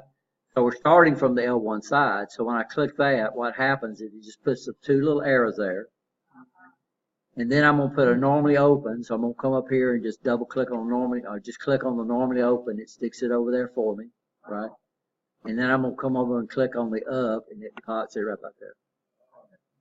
So once you get it started, you don't have to drag. You just do what? You just click them in the order you want. Now, originally, I put this one in as a normally open, but I want it to be a normally closed, right? You understand? So what did I do? I clicked on it to select it. Then I moved my arrow over here, and notice it changed to a scroll button. And I click on the scroll button, then I can change it to whatever the ones that are available for me. And we're going to have a normally open, right? Normally closed. So right now we should be right here. Are we right here yet? So that when you put that, close the second branch, it could have just stayed open. Yeah, you could have just clicked. Yeah, you could. If you needed more stuff in your seal-in circuit, you just keep clicking them. And because there's no L2, you just keep that arrow. Yeah, that arrow will stay over there until you put a coil over there. It's saying what that arrow means is something's got to go there. Still waiting. Yeah, so we're already over here, so I'm just going to click on that, and it stuck the coil in there for me. Okay, as long as you're on that line. Yeah. You can click on your. You can drag it, and it'll turn a little green thing. It'll show you where you're going to put it at, just like on the Allen Bradley, the little green box will pop up there. Okay. So let's look at one way we can set up a tag. So we're going to use tags, right? You understand? Everybody okay? Everybody okay? So what's our inputs, guys? We're using bits, so we're going to use I, right? Then we're not going to put a colon. We're going to put we're going to put the byte number. So our byte number will start off with 0, right? Then we're going to put a dot, and then we're going to put the bit. Everybody okay? Everybody okay? Okay. But what we'll do is one of the methods we can do is we can assign the tags first. So this right here, what I'm going to do is I'm going to just double click on that, and I'm going to type in star.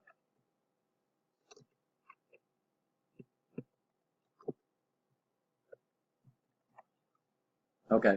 Everybody okay? No. I'm just doing it so it shows up.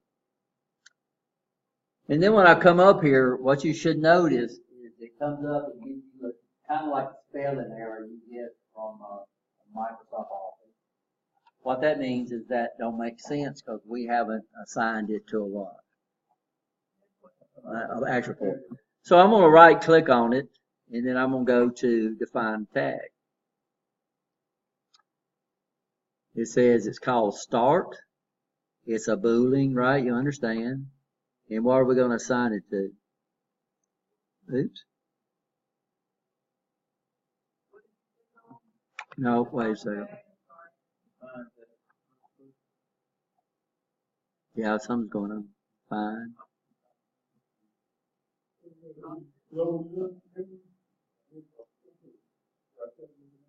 Okay, so we're going to go to what? Global input. And then by default, it assigns it input 0.0. If you want to change it, you just come up here and double click on it and do what? Okay. Yeah, it automatically puts the first available address for you. Does that work for all of them too? What do you mean? Like, so for But the next one we'll assign, it's going to try to give it 1. And the next one we'll assign, it's going to by default give it what? 2. By default is Boolean, which means it's a bit instruction. Everybody understand that? So you just put in global input so far. Yeah. And then it'll pop, as soon as you put in global input, it'll assign it an address for you. And by default, it assigns it the first available address. The first available address. Okay. Y'all understand that? Is the input 0 okay with y'all? We can go up to 7. It's up to you. So I'm going to go up and say what? Define. Now my start is, now the red underline here, we've got the tag assigned.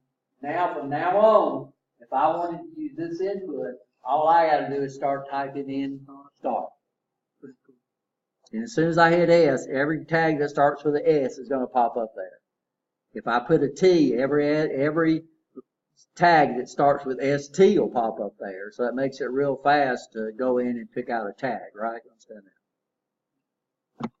So let's go down to our CLN. We'll double click on that. We're going to call this, what are we going to call our relay? Let's call it M1. M1. Okay, and it comes up and says, okay, we got a problem. So we're going to do what? Oh, we don't like M1. Let's call it, because it's a memory location. So M is a memory location. So let's call it run. That's good. We can't use M's. We could use M's and then we could use an MK or something like that. We can't use MW. We can't use MD, right? Because why? Those are assigned for, those are already assigned. It turned red, so what am I going to do? I'm going to right click on this. I'm going to define this. We're going to come up here and say a global. Global, this is going to be a global output, right? You understand that? And then it automatically gave it Q0. No, it's our CLN. No. No, we're going to turn on a light. So yeah, we could use a memory for that if I was going to use it on a port. So what we're doing is we're doing the standard stop, you know. So we're putting our start button right here. And then we're putting our CLN right here. And then we're putting our stop button right here. And then we're putting our pole. What seals it in there? Yeah, the pole. So that would be, if this is M, this is going to happen.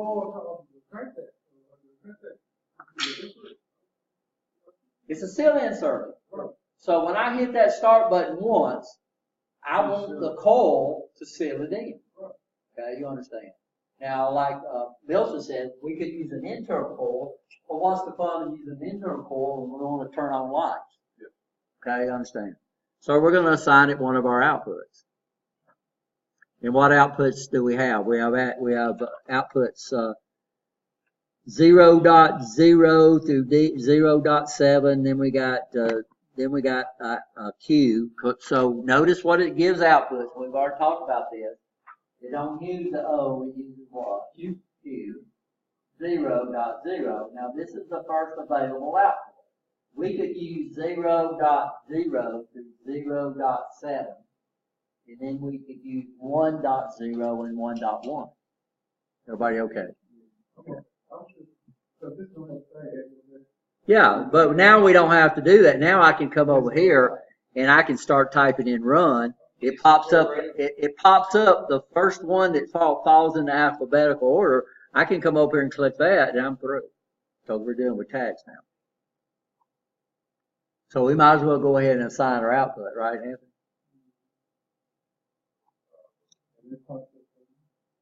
Ain't that slick? So what happens, what's so neat is that, as soon as you start typing, it pops up all the tags that start with that letter. And the more letters you put, the less your list will be, right? You understand? And then we're going to assign this one. I'm going to call this stop, which is good. Turns red, which means I don't have a tag assigned to that. So this guy right here, guys, we got to have tags. If you don't assign it a tag, if you do it this way, you have to assign it a tag. If you give it an address and you don't give it a tag, it'll start with tag 0, tag 1, tag 2. So we're going to define the tag, and we're going to go, this is going to be another what? Input, okay? And it automatically gave it the next address. And we're going to define that, and we've got our first network. So this guy, Siemens don't call them rungs, they call them networks.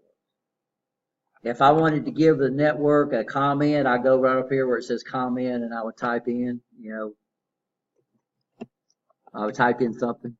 I'm try to anyway. What happened? What? No, I'm not. It locked up. See if it comes back. Okay. Mine's not come back to me, so we'll let y'all.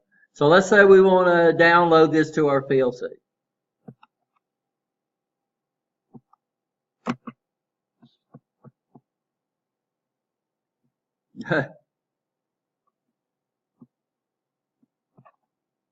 Guys. Woo, pretty cool. Okay. So we came over here. The first thing, once we got our program in, what's the first thing we did? We came up here, and this is what? Download. Don't click on that. Guess what I did on the Amatro line over there. I clicked on upload and wiped out the program on one of the stations. Luckily, we had them. We could. Can't just undo it, huh? You can't undo it. Once you got it in the PLC, it's in the PLC. So once we're in this screen that you were in, and I've got the green on the run stop on the station, do next, we're checking it. Well, what you're going to have to do is you're going to set your switches up. So I've got to click. So my stop is true. So, but the rung is still not active. So my stop is true because it turned what? The contact turned what? Green. Okay. So what's it waiting on? It's waiting on my start. So I'm going to just click my start, but we're trying to simulate a push button. So I'm going to just turn it on, turn it back off, right?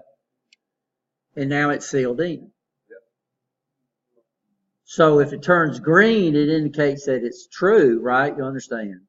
But when we have the flow, the whole rung turns what?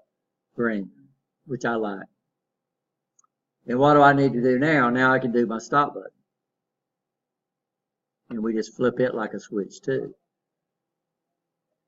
Now why am I using a normally open and you're using a normally closed? Because a normally closed means I've got to use a normally closed switch, right? You understand? And why do we want our stop button to be normally closed? In case a wire breaks, things will stop, right? You understand that?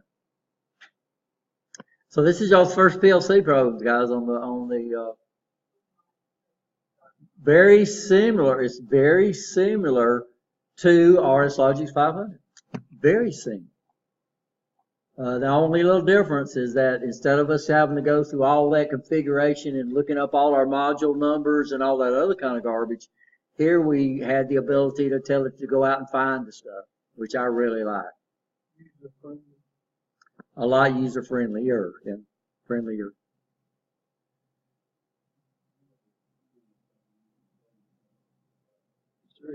So with the stop in the green, that's saying that we pushed it in. The each stop? No, the each stop button is a normally open. So What I want to use out here on my stop button is I want to use a normal close switch. The problem is that if I do it the way most people want to do it, and I write my PLC program, if I see that in the motor control circuit, then I would come up here and I would try to do it like this. What would I do? I'd come over here and put it normally open, right? And I'd assign this to an input. And then I'd come over here, right? And assign this to an output. Then I would come over here and I'd use one of these. Because I've been motor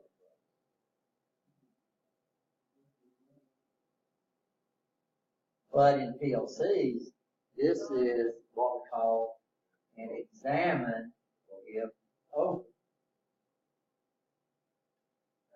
So that means if it's closed, it's false. If it's open, it's true. So that means out in the real world, what I would have to do for this, when I brought it into my input port, if I use this, when I brought this into my input port, if I use a normally closed push button, this right here would be false all the time. So this says it's true and it's open. So to make this thing run, I'll have to go out. Now here we have no problem because we got switches. In the real world, we don't use very many switches. We use what? Push button. So somebody might just sit there and hold it on the stop button. Okay, so and this is the problem we have with most people coming from motor controls, is in motor controls I would use a normal closed switch. So what we're supposed to use right here is we're supposed to use this guy right here, which is an examine if closed. So it means if it's closed, it's true. So this is a normally closed push button, so this right here would be true. So notice mine says it's what right now? It's true. Because why? I've got that switch closed all the time. Now, why we want to use a normally closed push button for a stop, and we talk about this is what's required, is that if a wire breaks and I use a normally open switch, well, a normally open wire is considered a normally open switch. Because you can sit there and beat on that stop button all day long and nothing will happen. Right? You understand? You won't be able to stop the system. If you use an examine if closed, if a wire breaks, everything stops, which is what you want. Right? You understand that? But you still have control of the system. So I mean, what we're supposed to use here, instead of using examine if open, we're supposed to use what? Examine if closed. And every place you ever see is going to say that. So when we get over here on these Allen Bradley fields, I mean on the Festo line, we got that button on the front called stop. Is it normally open or not? It's normally closed. Because they would just screwed up industry standards, right? You understand? Putting a normally open push button for a stop. Because what happens if you break a wire? You wouldn't be able to stop the Festo line. So it's a normally closed push button. So if we look at the electrical for the panel up there, the start button is going to be normally open. The stop button is going to be what? Normally closed. So that means we're going to have to use what? We're about to use examine if closed, right? Everybody okay? Yeah, luckily they follow. And you do get into industry standards. This guy that teaches on TII, he's using normally open push buttons for a stop button, which is 90% of the chance it'll be okay, but that one situation could get you in trouble. So how would y'all change that, guys? Just go up here and do what? Go offline. So let's correct that. Okay, then what I'll do, I'll come up here and just highlight, just click on what I want to change. Right up here, right there. You should see online, offline. So we go offline, right? You understand? Everybody okay? And I'm going to come over here and just click on my stop button. I'm going to go over here. I'm going to just start sliding over to the right, and you see it turns into a little scroll button.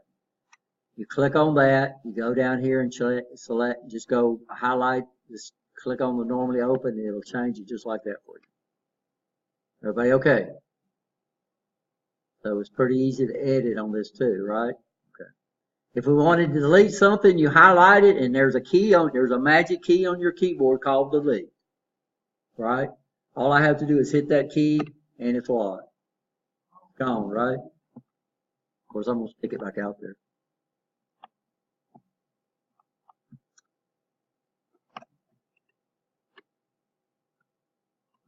Okay, so everybody's got a normally open a normally open for your stop button right now, right? Okay, and then what do we need to do now? Just go ahead and do what? Download it.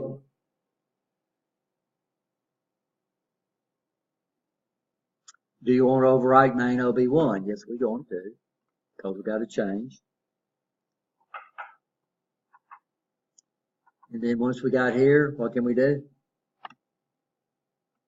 Just monitor it and we can see now you're going to have to, for it to work, you're going to have to take your stop button and close it all the time. Why do I keep closing out my camera?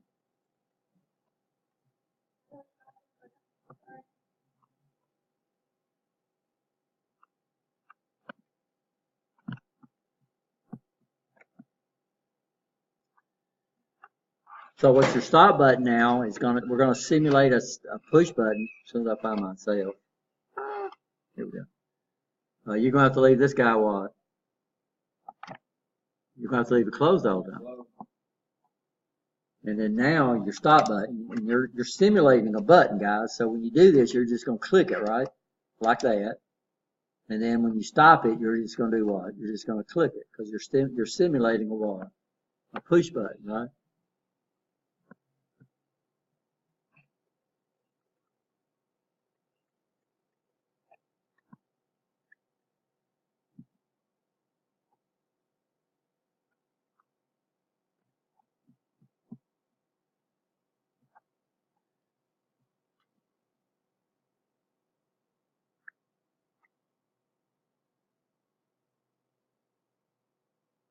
By the way, this is showing us the mode. If you don't want this up here, see the little arrow, you can close it up.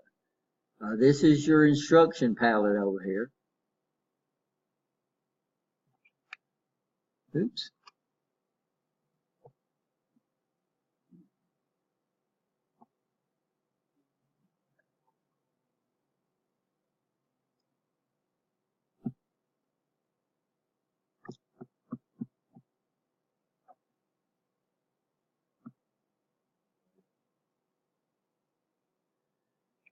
So here's our instruction palette. So here's our bit. So what we're going to do now is we're going to go ahead and add. Inside this, I use a lot of latchet relays, right? You understand? So let's go ahead and add these shortcuts up here to our shortcut bar. So I'm going to come into my bit instructions right here. The bit logic operations. I'm going to find the one that says S and R. I'm going to click on it and drag it over to my. First of all, you have to go offline because it's not going to let you program while you're online, right? Everybody okay? Okay, so over here on the right, you got over here on the right, you got four tags over here on the right. Okay, the very first one is what? Instructions. So go offline.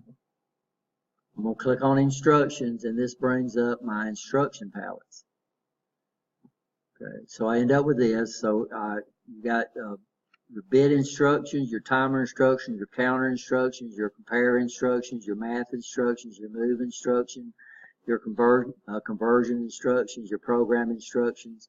So it's pretty much kind of like the RS Allen Bradley was, right? RS Logic 500. What we're going to do right now is we're dealing with our bit instructions.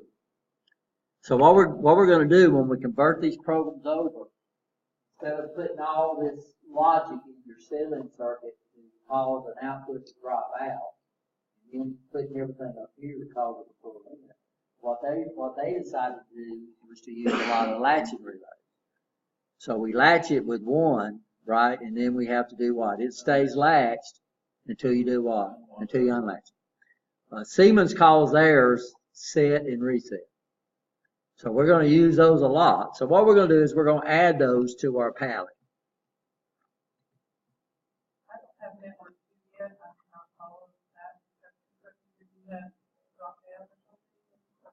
No, network 2 is just there. Doesn't matter. Network 2 is there. It's not, it's a nothing. It's just, what it does is automatically get ready for the next thing that you want to do. So if I come down here and started working on this one, the first time I uploaded it would have stuck, it automatically stick a what down there, a blank network 3. So I'm going to remove my instructions. Okay, so I'm going to come up here and I'm going to remove them. So what we're going to do is we're going to add the set and reset instruction to our quick access menu. So I'm going to come up here and I'm going to drag it. Everybody okay on drag, right? I'm going to just take my right, and then I'm going to drag it over here to my palette, and it pops up there. R and S, yeah. And now, so that's real cool. So what we've done is anything that you use all the time, instead of trying to go through all these menus over here, what can you do? You can just add it to your quick access menu up at the top. Everybody okay? So, like I said, we're going to use these all the time. So, I think I showed y'all the Allen Bradley, right? Everybody okay so far? I just say, I mean, this is what's nice, and this is what I found out is that all PLC programming, ladder language is about the same on all these PLCs. Let's make sure the door is. All you got to do is figure out how they do it, right? Well, how do they do it? You know what? And every one of them uses a little bit of different syntax. Like I said, the first PLC I learned how to program ladder was a Square D. That was the first big PLCs that we had, was a modular PLC that ran a dedicated terminal. So it wasn't a computer, it was nothing but a dumb terminal. All the processing power was in the what? Was in the CPU. Now these guys right here, they're machine language, they don't care. So what we do is we create a program in a high level language, and then we compile it over to the machine language that the PLC understands, right? Everybody okay there? So any questions so far? So I need to figure out how to get rid of these tag tables over here. Get rid of what? I instead of putting, I didn't read this right, it says add a new tag table. So I added 2 additional tag tables. I can get rid of them right there.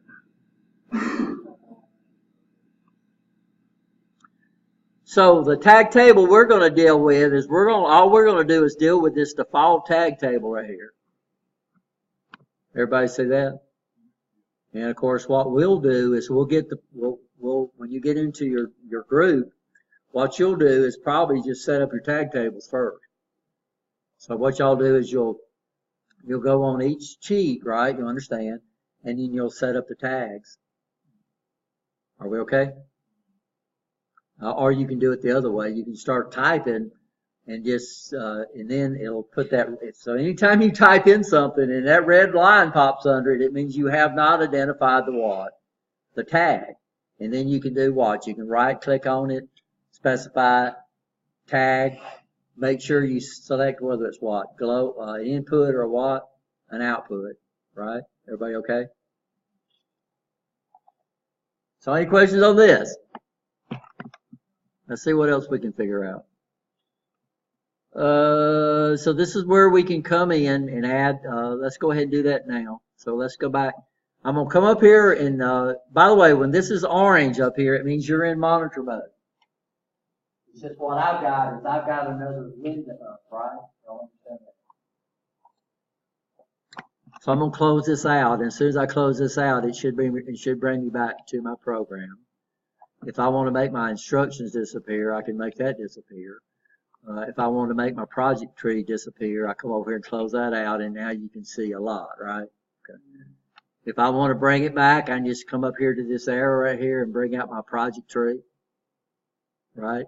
Everybody okay? My instructions, I can do what? Bring them back. Or I can do what? Close it. Everybody okay? If we want to add another subroutine, I come up here, right here where it says program blocks. Everybody okay? Yes, no? And then I come down and add a new block. And that's do what? This is a subroutine. You don't have to worry about any of these. All you have, this is the language. By default, we're using what language? Ladder, right? The only other language available here is your function block. I mean no, I'm sorry. It's got SLC, SCL. That's that text-based stuff, right? That's based on. This is function block programming, so you can do digital. We're going to do ladder. Give it a name. What do you want to call it? Sub 1 or something like that. And then all I'm going to have to do is come up here and just click on OK. And it set up another function block for me. Everybody okay? Now over here, if I want to go between them, I can come up here and I'm going to double click on main. It brings back my main program. And it added over in your program blocks, it added the other subject. So there it is right there. Everybody okay? Pretty slick, right? Not real hard. Okay, so now what I've done is I've added another tab down here in the bottom. Y'all can't see that because my record software is on. And now I can click on these bottom tabs. Y'all see what I'm talking about? And I could go between my OB1 and I can go back to here. Yeah. Everybody okay? That makes sense? Now let's say I want to call that subroutine. I'm going to come over here, down here. I'm going to come up, I'm going back by OB1. I'm going to go back here. You got ladder 2 down here. I'm sorry, network 2.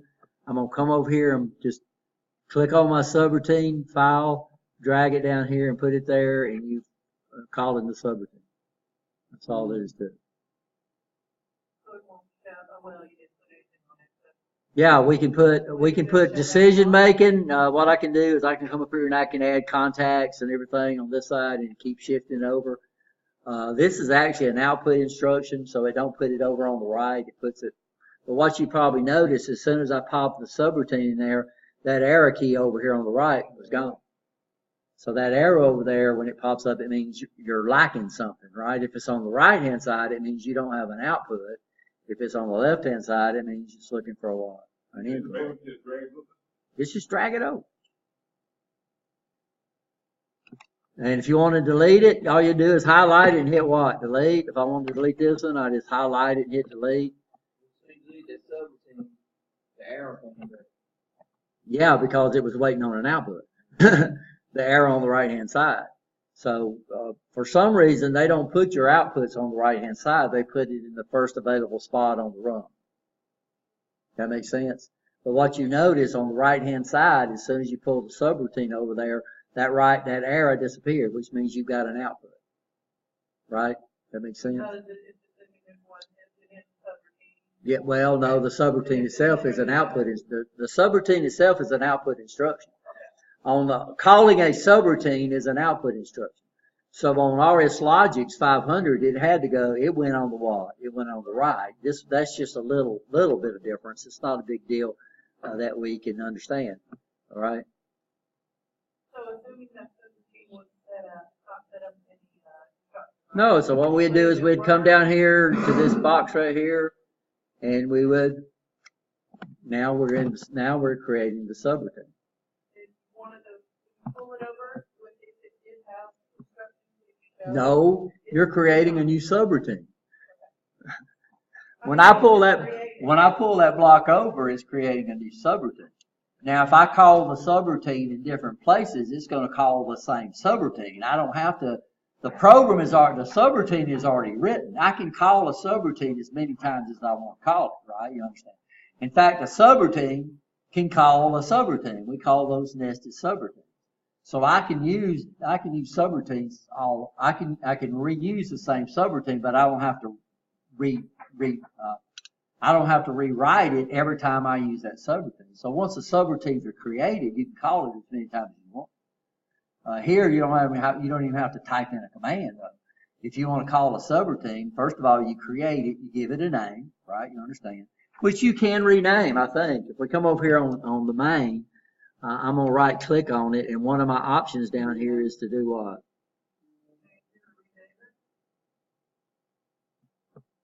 I don't see it. Just rename it. Have two.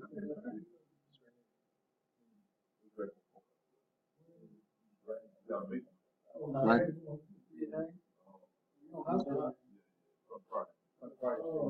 Yeah.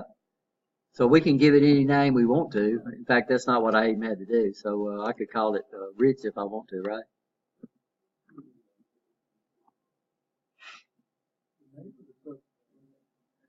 We can rename the subroutine too. If we don't like the name that if we don't like the name that we've given to the subroutine, we can do what? Everybody okay? So we're going to give ours the same name that Alan Bradley uses. And that way it's going to be real easy for us to go out and pick these up, right? So if we use the same tags, and if we use the same, but we're going to have to redo our inputs and our outputs because Alan Bradley goes in words, right? You understand? And then Siemens goes in bytes. So we'll have to transpose that. So 0 through 7, input 0 through 7, we have no problem, right? But as soon as they go to 8, we're going to have to go to the second set of inputs. And then our module we slap on the side, it's going to come in with a default range of addresses, but we can reassign those. When we put our module on the side, it addresses it to byte 8. Everybody okay? This makes sense. So I'm gonna get rid of the subroutine. So I'm gonna delete it. So I notice what I can do. I can delete it. I can get rid of the subroutine. It's gone. The tab comes up.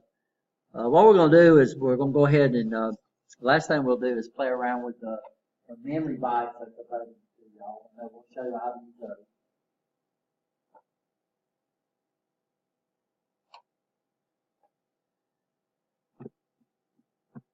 So we're offline. Everybody offline? So what I'm going to do is I'm going to come over here on my PLC. By the way, you could have came directly. You could have came directly to ProgramView without going through all that stuff. And notice the very top option in your project tree is to what? Add a device. So we could have came directly right here, and we could have added the PLC here. We could have added the HMI panel here. So some of these people, when you look at their videos, they take you directly here. They'll go directly to the project tree and they add their stuff right there. So if I click on that, it's going to take us. If I double click on that, it'll take us back to the screen that we started off on. I'm going to right click on my PLC, and then I'm going to go to properties.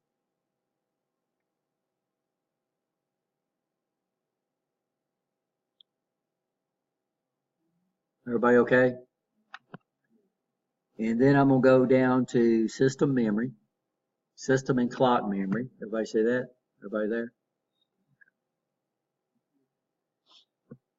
And then you bring up this window right here, and the first thing says, do we want to enable this feature? And of course, what are we going to do? Okay, so we're going to enable this. Oops, wait a second. We'll let y'all do it. Good.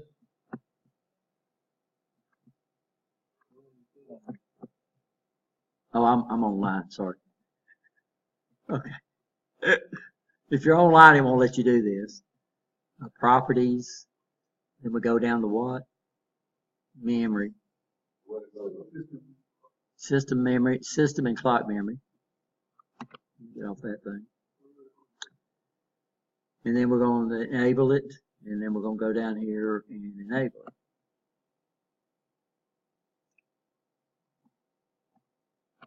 Okay. So this first one is going to give us something that we're going to use. It's called the first scan. So this, by default, by the way, it assigned it to word number what? 1. I mean, not word, byte number 1. Well, guess what? Huh? Well, we can. Yeah. Well, notice it's not grayed out. If it's not grayed out, it means it's what? Yeah, you can change it. The problem is that when we assign Allen Bradley, when we transpose from Allen Bradley or RS Logic 500 over to the Siemens software, we're going to use memory. We're going to start using memory, right? We're going to use we're going to have 15 inputs. I don't forgot how many that thing has over there, but it's got quite a few.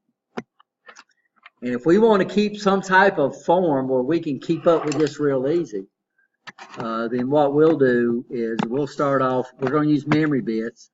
Now, of course, what Allen Bradley's going to call them, they're going to call them B3, right? So we're going to have B3, colon, 0/0.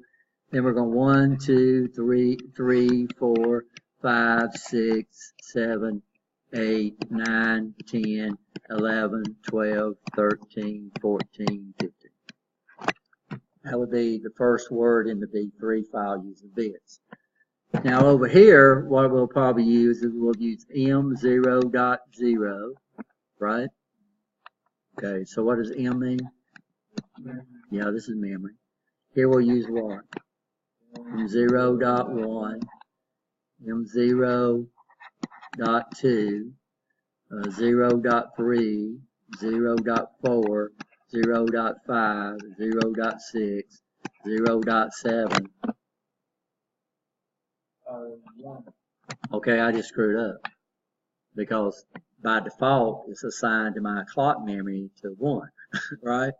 Y'all understand? Then I'll use 1.0, 1.1, 1. Yeah, is zeros used too?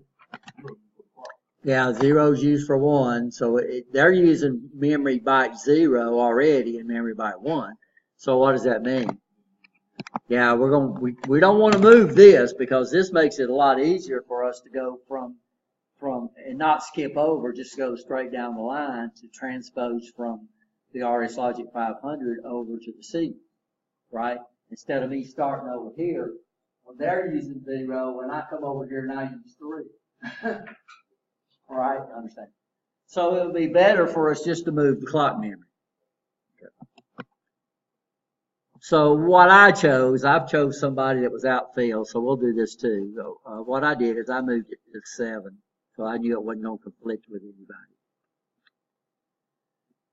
So I'm using, let me make sure. I don't think we use 6. Because we're going to use a lot of bit memories. I think I showed you all the set and reset, set and reset, set and reset, set and reset.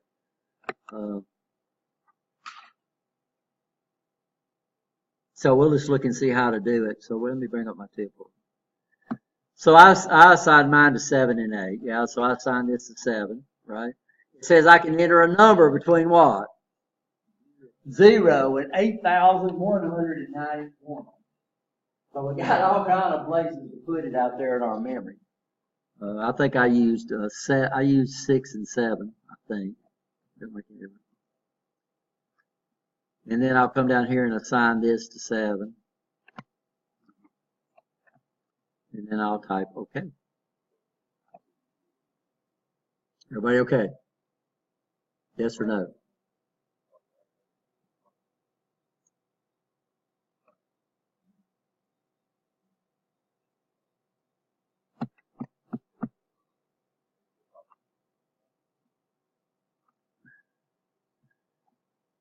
And this, guys, this took me a long time to figure out. Yeah, it's not quite. And we'll look at in a minute, talk about why this is not working. So what we're going to do, I think 6 and 7, I'll go back and make sure, but what we want to do is we're using a ton of bit files, internal coils for the Allen Bradley PLCs. I think when I showed y'all that, it had like 48 runs and 35 of the runs used bit files, and each one of them had 3, right? You understand? So we're going to use a bunch of internal, and we just need to make sure that this guy does not conflict with any of the internal memory bytes that we have available to us. We might have to go out further. Everybody okay? So let's look. One of the things we're going to use right here, we got a bit that's always true, and we got a bit that's always false. Status diagnostics, but this guy right here we're going to do first.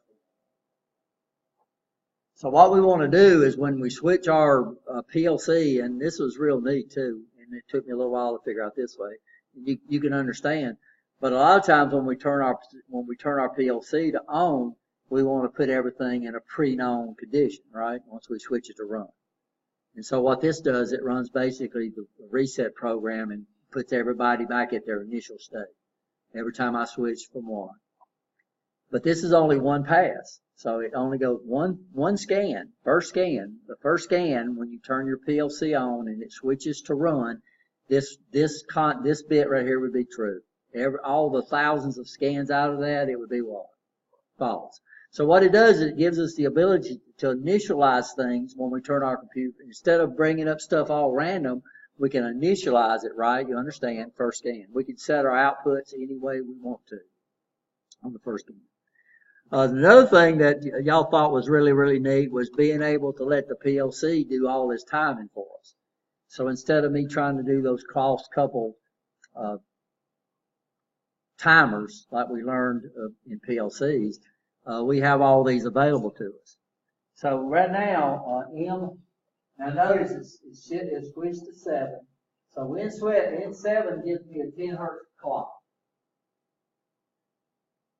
M1 gives me N7.1 gives me a 5 hertz, N7.2 gives me 2.5, 3 gives me 2, 1.25, 1, 0.65, and 0.5. So those are available to us. So instead of me trying to figure out how to make a light blink, we can do just what? We can just use one of those. Everybody okay?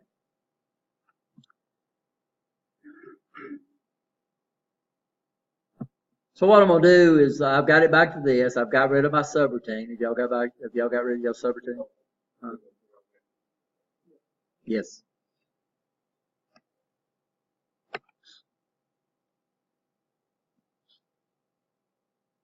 What did they call that? System clock? Did it start with an S? We'll see.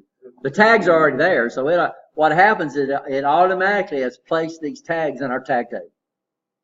It's automatically done. So I can come over here and look at my tag table now. I'm going to go to PLC tags and go to default tag, and it automatically put those tags in there for me. So they call it clock die. So as soon as I set up that, I enable that memory, and then I assigned it, it automatically put those tags in there for us. So now I can use tags, right? Understand that? Are we okay? So we'll come up here. I'm gonna come down here, and I'm gonna put a normally open contact, and then I'm gonna put an output out here, and I'm gonna start. They call clock. It popped up my tag table. I'm gonna use the 1 hertz clock. Ain't that neat? And it automatically popped in the wall. Everybody for me. And we're going to make one of our outputs flash. We've already used one. So yeah, I chose 1 hertz. You've already got to. I'm gonna call it. I'm gonna call this flash. It turned red, which means I got to identify a tag, right? A define tag. We're going to assign this to an output, and I gave it 1. That's okay for me. Okay. All right. You don't know where you went? Go global, not global memory. I don't know what you mean. Global output. We're going to use a global output. Yeah, global output. We're not using a memory coil here because if you use memory, it would give it an M, right? If you use output, we're going to cause one of our outputs to blink, but it's not going to work. It took me a long time to figure this out.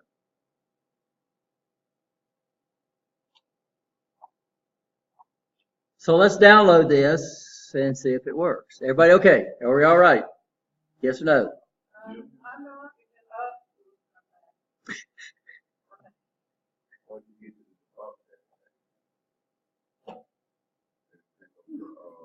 Yeah, I just wanted to show y'all that the tags were already able. If you got the default, you can close out anything. So if you got the default tag table up and you want to close it out, Just do what? Just come over here on this guy right here, do what? Just hit the X, and it'll close it out for you. Okay. And then that should bring your, you can close out your projects. I mean, it's exactly what All we're gonna do is it's a tag. So what I'm gonna do, let's go back and redo this. So let's go up here and delete this. So what I'm gonna do is I'm gonna come over here and I'm gonna add a normally open. Right. And what I'm gonna do is I'm just gonna click on it and I'm gonna start typing in C, and then all my tags that start with C pop up. Okay, I'm gonna choose the 1 Hertz, and then it automatically gave it the right address for me, right? Everybody okay? Then I'm gonna come up here and highlight this, and I'm gonna click on a output, and then I've already tagged this, so I called it flash because I just deleted it. Okay, everybody okay? So we're gonna download this, guys. It's not gonna work. It took me a long time to figure this out. I can put run right there. Okay. Well, no, then you're duplicating outputs, and we could put a run contact down here. I mean, we might do that. I mean, I can put a run contact down here. Now what happens is now I've got 2 things this guy's going, but it's only going to flash after I've switched this to what? To run. Okay, so this would probably be any better. Huh?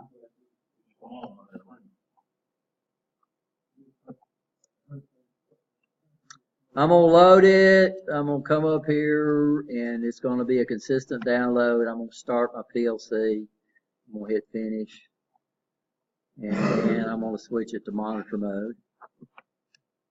And we see that this guy right here is not flash.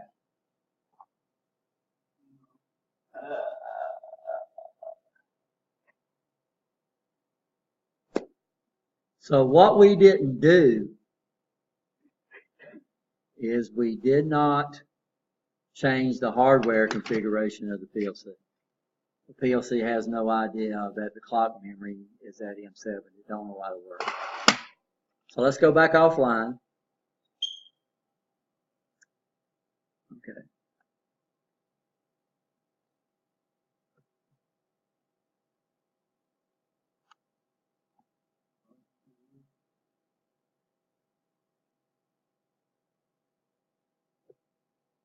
Okay, so what I'm going to do is I'm going to come over here and highlight the PLC, right? You understand? I'm going to right click. Everybody okay? And now I see a listing that says download to device. Okay. So what are we going to change? We're going to change the hardware configuration of the PLC, not the software configuration, the hardware configuration. So I'm going to come over here and select hardware configuration. And then it's going to compile it and download the hardware configuration. I've got mine running, so I'm going to have to switch mine to stop.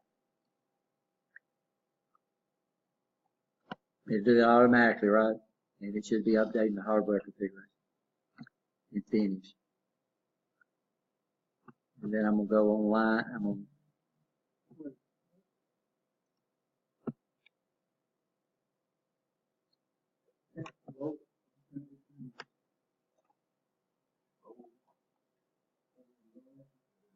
I'll see what's happening on mine now.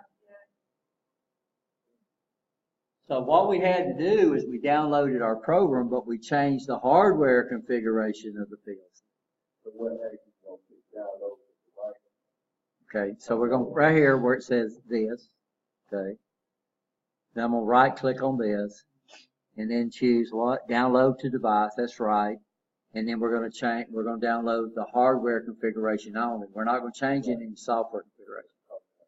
Yeah, I've already did the hardware. I haven't changed anything. So my hardware just disappeared because I have not made any hardware change. Okay, you understand? So what is up on the exit, stop all download right. not letting me vote. Are you online?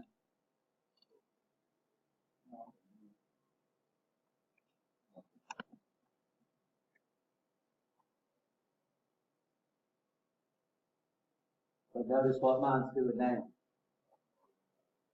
See what mine's doing now?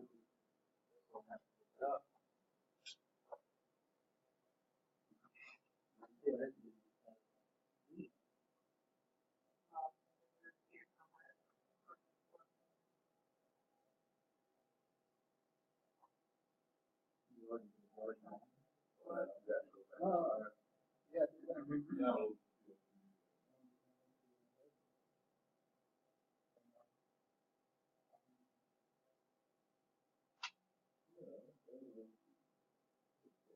Stop all you do. Stop all. No,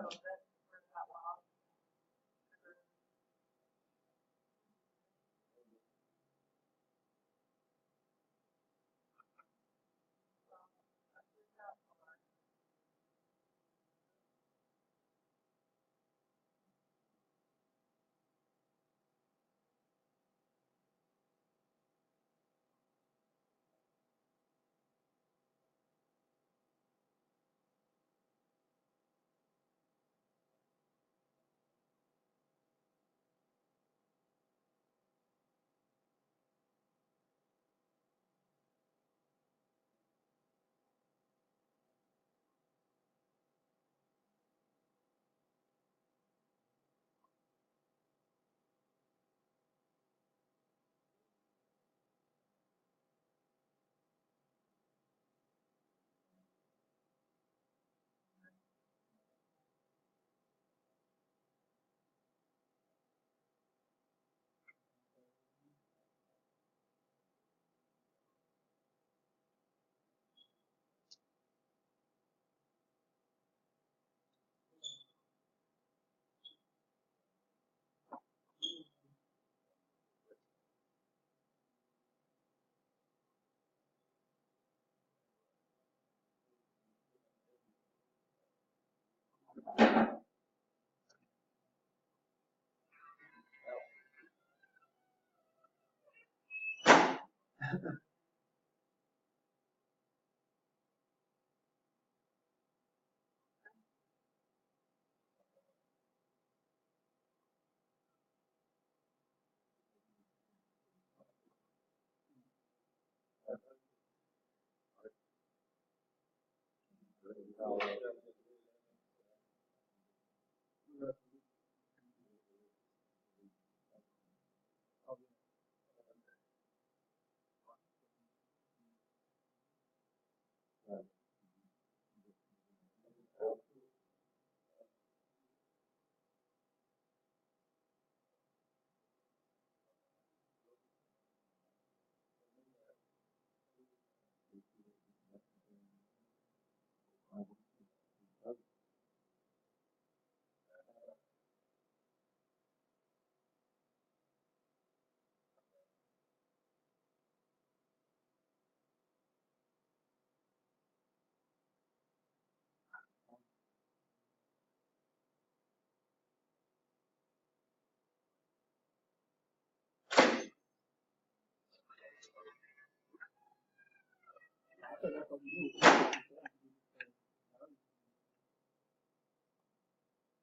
law.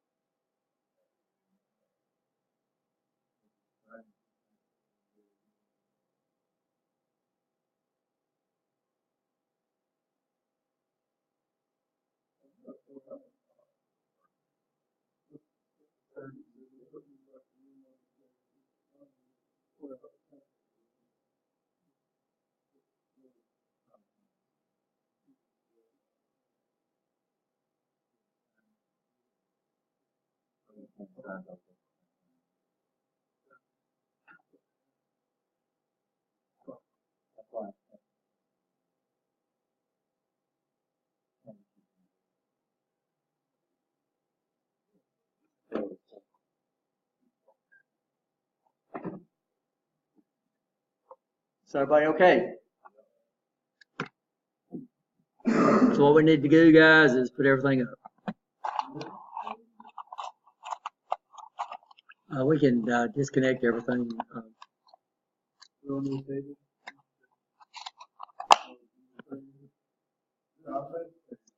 Yeah, we can save it.